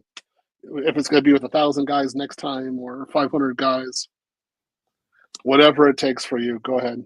All right. Good riddance. Ban her and all this nonsense, man. We need some morals in this country and around the world. And this OF nonsense has to be stopped. Like we're sick of it. It can't be stopped. It can't be stopped. As long as feminism, again, I was watching this with Pearl today. Women go into male spaces and then they try to become naked, and they're so starved for attention that every time they go into a male space, they end up taking off their clothes. And at first, they blame the men for this, but in reality, the women are doing this or finding ways to take off their clothes. And I understand this idea that Pearl said against Child to Pearl. This is a figurative idea, but it's actually somewhat literal as well. And their view, these women's view, is with feminism is that they are empowered when they don't have their clothes on, or that they're doing some sort of act on a camera. As long as they think of that, they're going to continue that. And it's a part of their desire to receive attention. So that's just why I say I don't even care about it anymore. I just can't. It's like our sisters dating thugs, and you're just kind of looking at them like, how can I build a community if you date thugs and then you're knocked up with thug baby? I can't deal with that. I'm not here to deal with that. I have enough problems. And then she's telling you that you're supposed to deal with that. I just don't. That's not our responsibility at all. Right? Facts. Yeah. No love for these 304s. No love for them. Okay. Yeah. So shout out to Tekinoi for the support. Thank you, bro. Appreciate you, brother. Much appreciated, bro. Fee, I don't know about you. I got energy feel, but I don't know if you're tired. Feel you need to drop off. But I got some more energy in me. Again, what Western women are doing, I don't see it how it's constructive. It's more like, again, it's like just attention starving. They're just constantly doing validation, trying to get attention, and it's like dopamine to them, I guess. And they need to constantly have a hit, constantly going. And the internet and apps have really accelerated this, and it's actually shown who they really are. Again, as I was talking to my class last night, money shows you who you really are, and I think with women, attention shows who they really are. And with it, you're seeing these personalities, these people who many of us don't even want to be around, right? It's actually, I view it as being rather vulgar, but they're going to keep on going, and if we try to stop it, then that is misogyny. That is limiting women's power, blah blah blah, right? So okay, that's why I say, again, I kind of agree with Mr. International. Shout out to him. You got to ignore it. Just keep on going. All right. Let me share my screen over here. So it says here, right, what IT hiring looks like heading into 2025. So as you know, brothers, we are IT bros. We promote IT here for brothers as a way to get out the matrix, remote work abroad, and build your career right while you're abroad, while investing. That's why on my Patreon I've got intel on stocks and crypto and travel intel. I teach Python. Theo teaches cloud, and shout out to Sid for getting his first ever job, my former student, as a senior cloud engineer. So what does IT look like in heading into 2025? Okay, so it says here, right? It says here, in 2025, okay, so IT is expected to plateau in 2025 as employers prioritize experienced candidates with specialized skills, okay, according to 3 new studies. So they found that companies are shifting from volume hiring to quality hiring, okay. So that's just one part over there. So it says here, as we move into 2025, we're seeing stable year-over-year hiring trends, with employers holding on to talent that they have and are planning muted hiring for the quarter ahead. Phil, what's your thoughts here in terms of this point here in this article? I agree with this. This has been happening, I would say, for the last 2 years. So they are, especially for cloud, they're looking for more specialized labor. It's why in my class, I actually had to change how I taught the class. Before it was just cloud, now it's DevOps. Now it's moving towards DevSecOps with a hint of AI in there. We've had to change because they're looking for specialized labor. It's definitely true. I think when the interest rates go down, then it's going to really help to get more hiring in IT. And if DEI goes away, and also if the H1-B one goes away, which is what I really want, then it'll really help with getting those entry-level jobs in the cloud and in the Python programming. And that'll help our students quite a lot. So this is what we need. Well, this is what I'm hoping for in the next 6 months. At bare minimum, the interest rates have got to go down. They're just way too high right now. It's affecting the labor market. The problem is if they lower the interest rates, then that money's gonna go into real estate, and then that'll make less homes available for buying. It'll make more rental problems because that real investors are using the money in order to buy rental units instead of selling homes. This is a big problem in America right now. It means that people can't afford to get a house and actually have children in that house, and when they're in their 20s and 30s. This is a very big issue.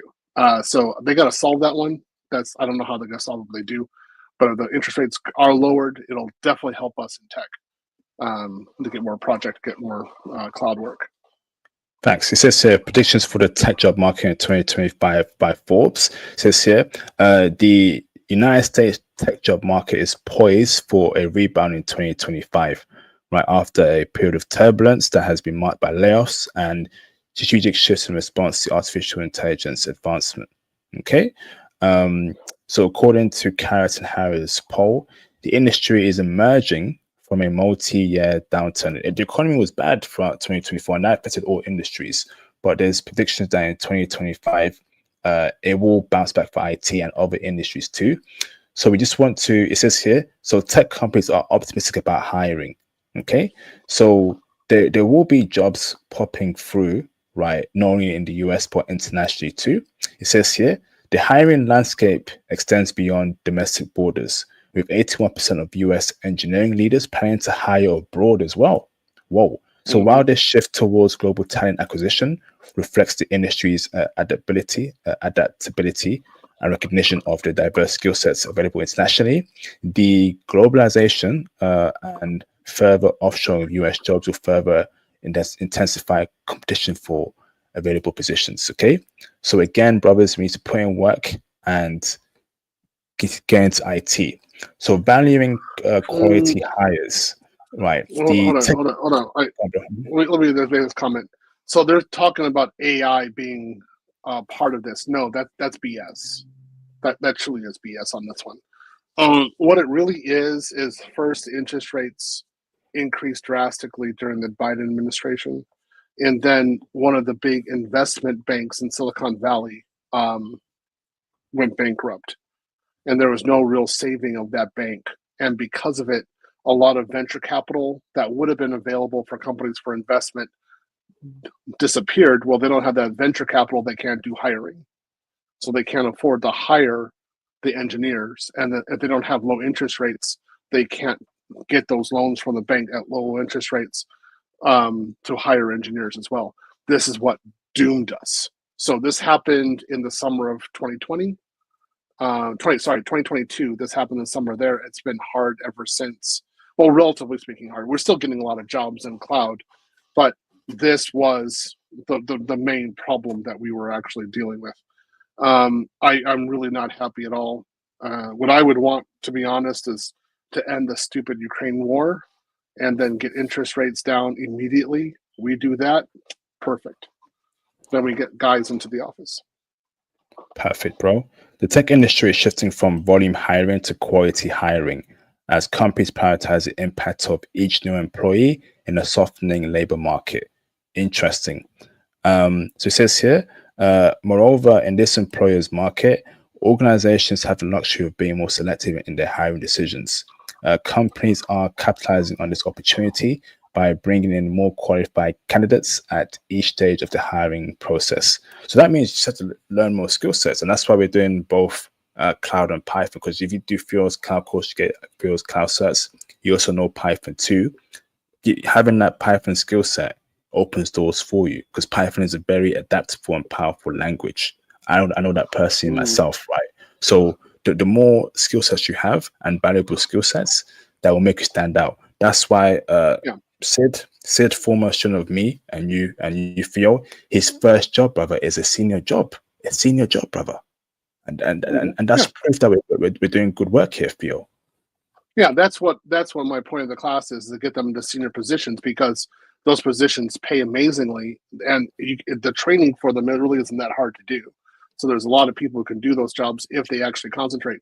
Now, for you guys who are doing Python, one of the things that I would say to you is, for the specialty, make sure you understand what you want to do with Python. So, for example, I like code remediation within Python. I like Python security. I like building applications based upon Python. I'm moving into machine learning and AI based upon Python as well. So I have something that I'm focusing on regarding Python. If you have that, then you have a specialty, and you can go into the office and to an interview and actually have a specialty at the interview.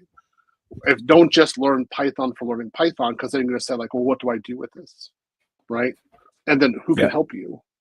You're just sitting there like the Japanese say, you're sitting there like a wet leaf. What can anyone do with a wet leaf? It's useless, right? So make sure you have a specialty and a goal while you're studying. And then you get to interview, not going to be a problem. You're going to hit it right out the blank, hit it right out of the ballpark. So again, in our cloud, I always tell people, what's your focus? What do you want to do? What are you thinking about? You should know that while you're studying, or you should find that out while you're studying. If you just don't know, expect to get a subpar job. But if you know what your passion is, you have a vision for your career, you have a vision for why you're studying, you're going to do well, because you actually have a career at that point, and you're going to be very well in your future. So just make sure you have a focus, and you'll be okay. Facts, Phil. And in my course, we speak about focuses as well in my Python course, as to how you want to apply the newfound Python skill sets that you learn in my course. So I teach Python from beginners to intermediate.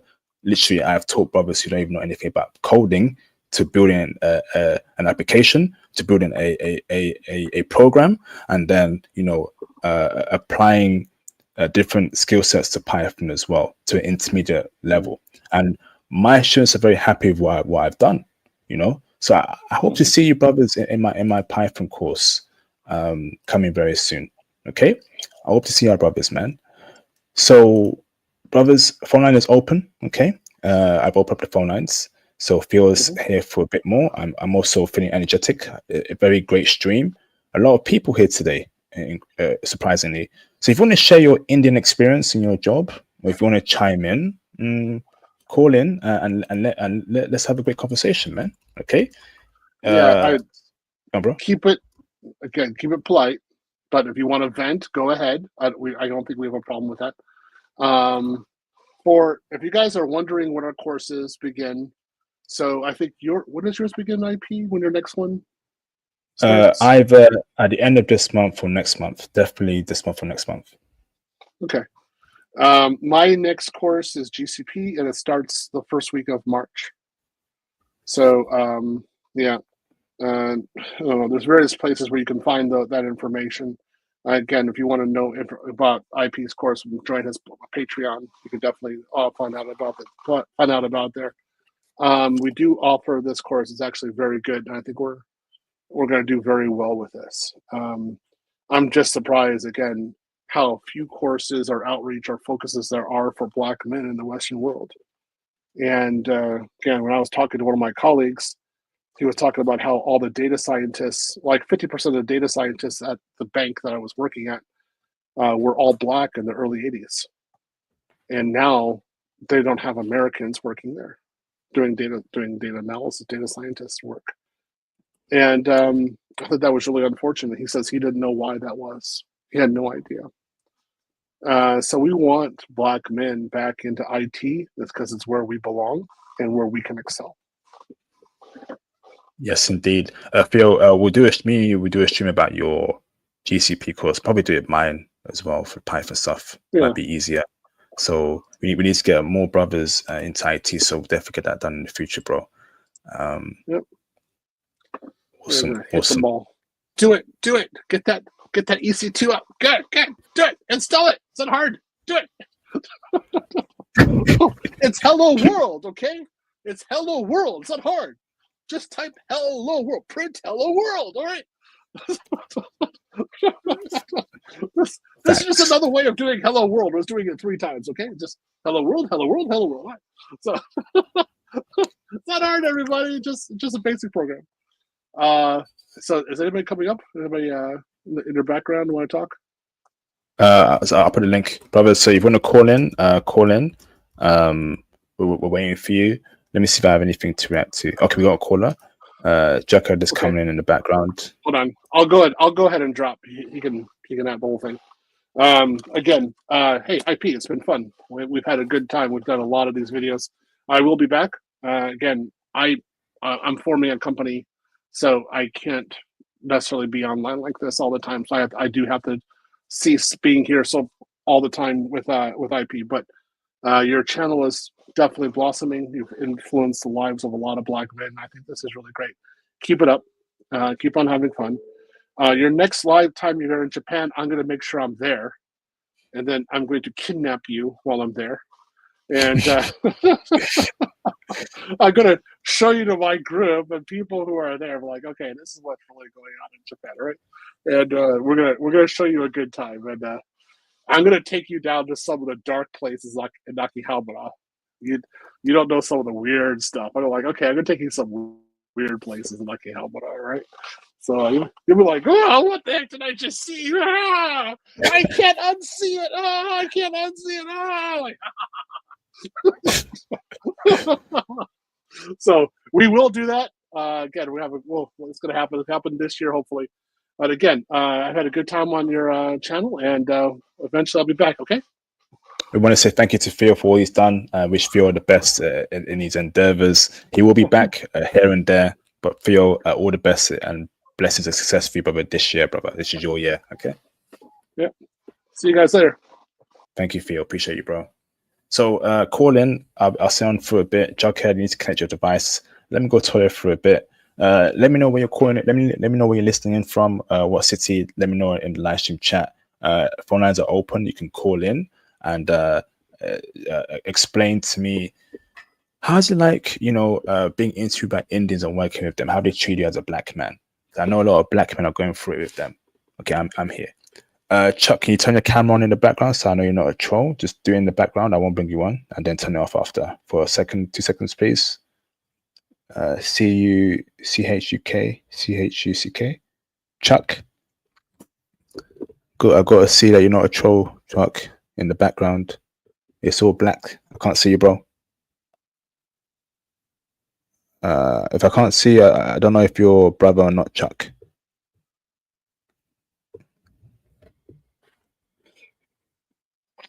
Chuck, I can't bring you on if I can't see you, bro. Those are the rules, because I know trolls are about. I can't see you, bro. It's not happening.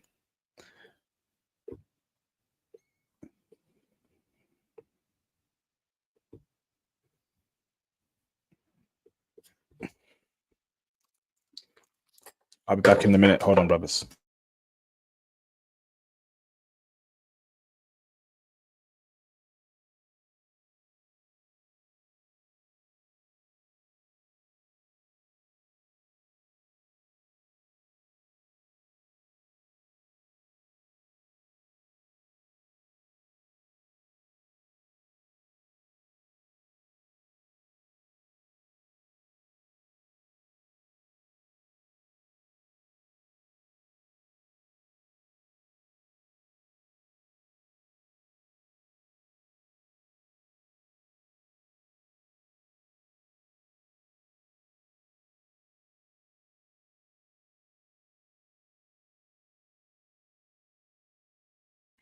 Okay, so I'm back. Okay, all right, Chuck, I'll wait for you here.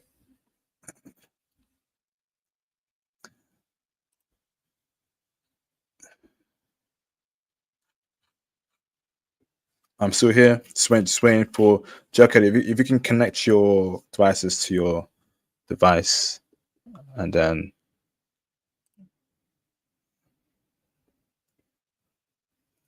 all right, Chuck, it's all blacked out, bro. Yeah, Jug, I can't bring you on, Jug. Okay, it says it's not connected, and I'm waiting, bro. So the phone lines are open.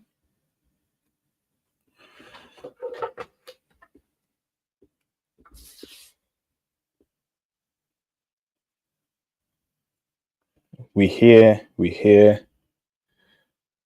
Yep. E-Wade, I got your super chat, bro. Your book, right? I said share it with us. Yep, I got your super chat, E-Wade, EJ Wade. So if you want to call in and share your experience in corporate or in industry, right, with working with Indians or being interviewed by them, let me know.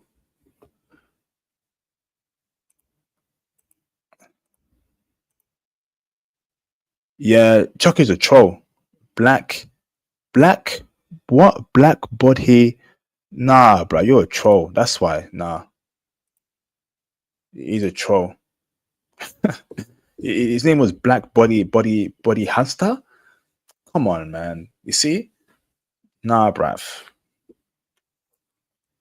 None of you trolls will go up here. There'll be no trolls allowed to call in. Trust me, you won't get through. You will not get through. You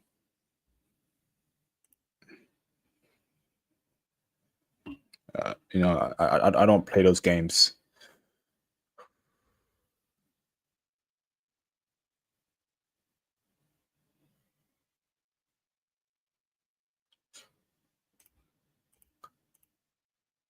Jughead, it's not working, bruv.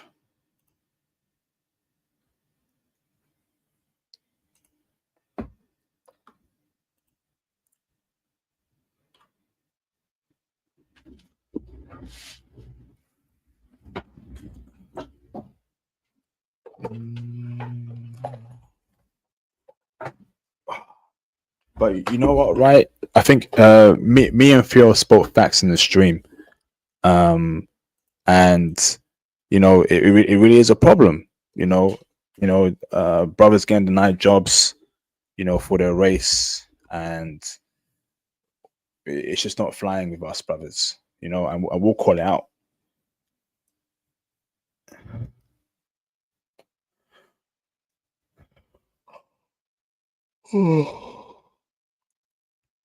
So, right, if no one calls in the next 5 minutes, I'm going to end the stream and get some sleep. So here's a link. Here is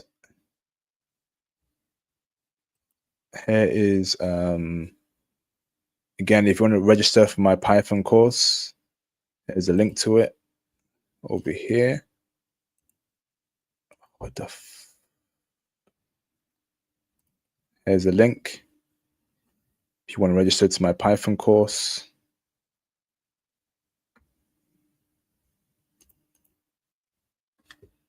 Oh my days.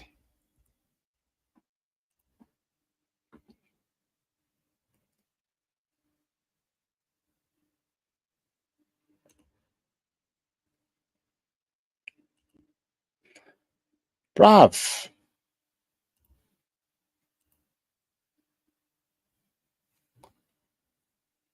Okay, so register to it. If you want to register for it, then then you get a notification when it opens. And here it is. Shout out to my former Python student Sid, again his first IT job. I'm so proud of him. Pleasure teaching him, and now he's on his way to becoming a successful IT bro.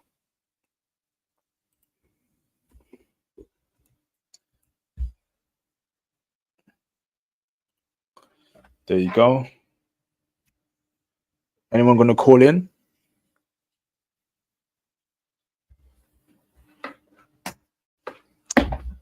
So while I wait for a caller, let me go and brush my teeth.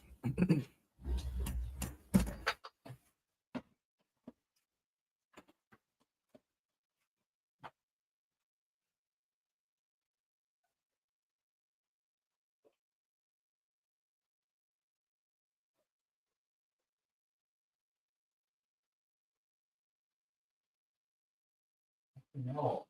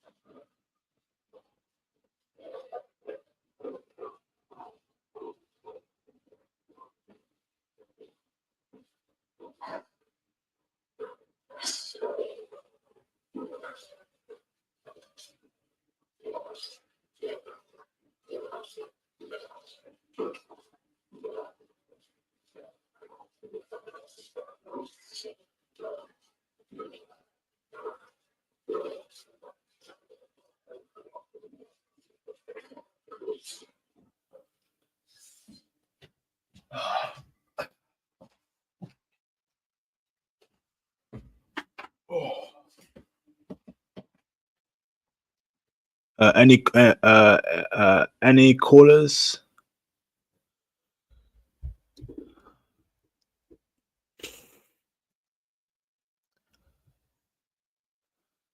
I'm about to end the stream in a bit. Any callers? I'm here.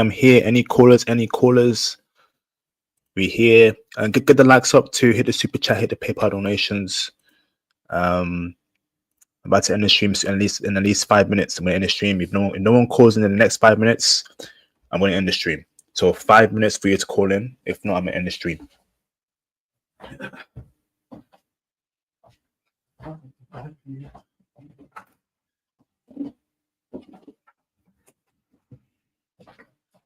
Went out shopping yesterday.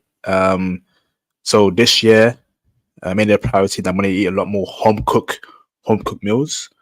Press one in the chat. Are you brothers home cook? Do you cook your food or do you order your food? Are you a junk food person?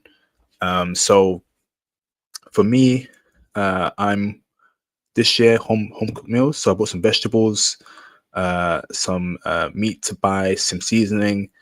So we're gonna cook it tomorrow. Hit the gym more this year as well. Eat healthy, vegetables. What's your diet, brothers, man? Because this year I definitely want to get fitter, eat healthier, sleep more as well, brothers. So, brothers, how do you guys, if you have trouble sleeping, how do you fall asleep? Is it chamomile tea? Do you go for a run? Any medicine? Health is very important, brothers, man. So let me know in the chat. Sleeping and health. Awesome, bruv. For me, beyond the basics, brother, reach out to me, bro. Here's my IG, brother. Let's touch base, bro. It'd be good to hear about how life is like in Thailand. Okay. Here's my IG in the chat. Reach out to me, brothers, if you want to come up for an interview. But yeah, I'm just right now. So I'm gonna cook tomorrow. Hopefully it comes out good. I bought some beans as well, some lettuce, tomatoes, broccoli. So I'm super excited just to eat more healthier, bruv. Eat more healthier. Hit the gym too as well, you know.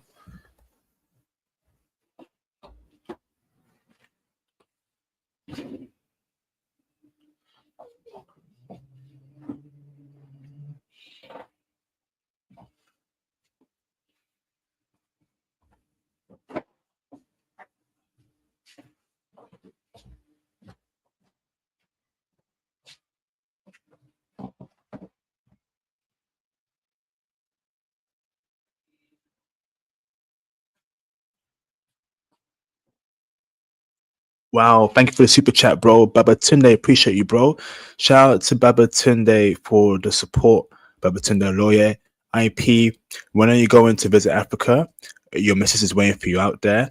Forget them Japanese and South Korea Beckies and embrace African sister. Brother, I agree, bro. Facts, bro. Hopefully, I can visit this year. You know what? Right, like I'm thinking about it, bro. I think I want a black chick, man. And you know, I may do a stream about this as well in the future. Now, you know, I love my Japanese chicks, but recently, like, I want a black chick, bro. You know, um, black woman are my number one now. Yeah, I want a black chick, bro. You know, I do. Good super chat, Baba Tunde. What about you, bro? You gonna find your queen this year, bro? Oh, and happy New Year, bro. Happy New Year, brothers. Happy New Year, Baba Tunde.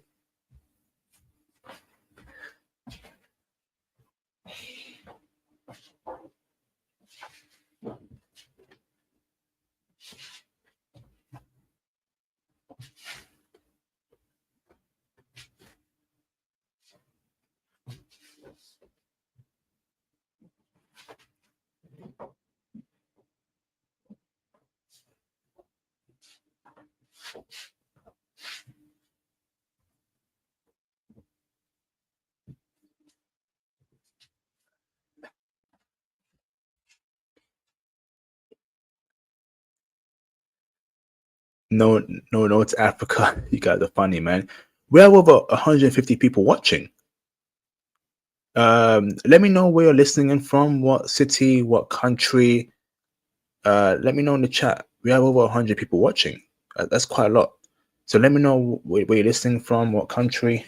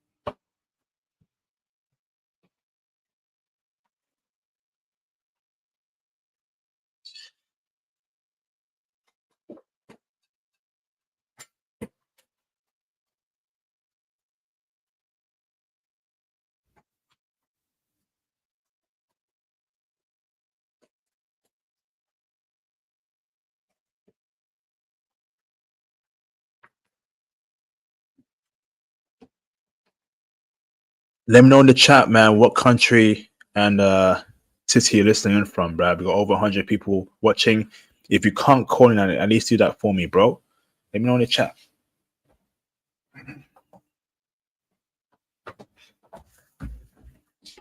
So this year, eating more healthy. Don't worry, 2025 stream is coming very soon when we set the agenda. But I'm letting you know a bit this year for me. I'm eating healthy. You know, less junk food, less sugar, more vegetables, more sleep, more life, more foreign women, more traveling, but definitely more home cooked meals. Yeah. So, brothers, what is your diet like? So tell me what you eat in the morning, what you eat in the evening, what you eat in the afternoon. Like, I'm trying to eat like a high protein diet. But you know, I want to know what your diet's like, brothers, man. Let me know.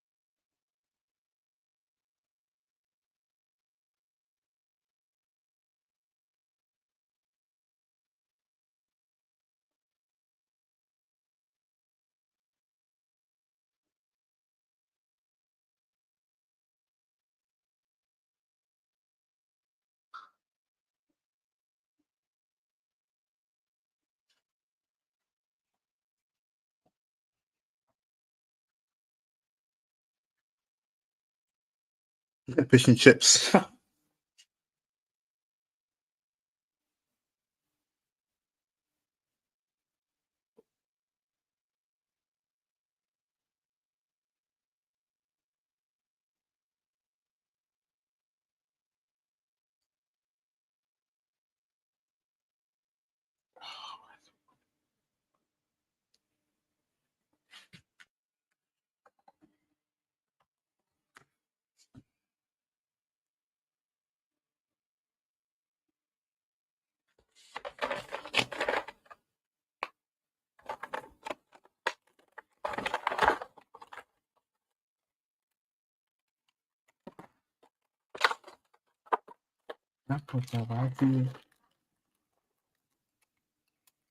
I can't lose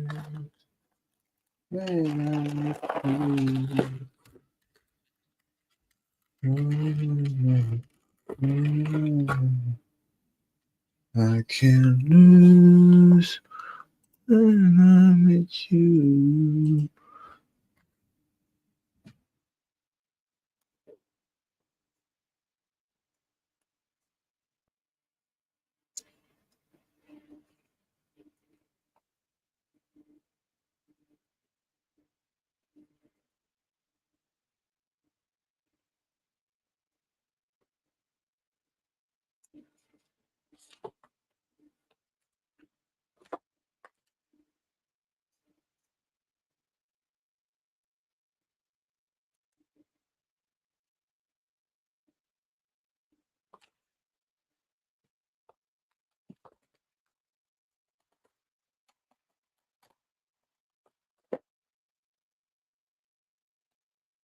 I'm here.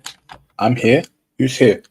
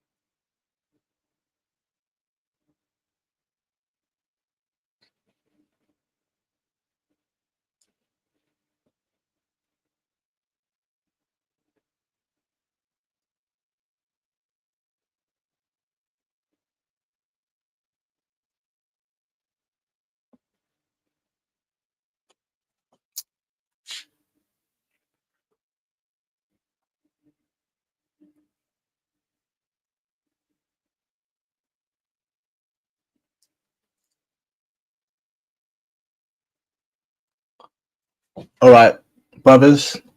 Happy New Year. And I'll see y'all on the next live stream. Okay?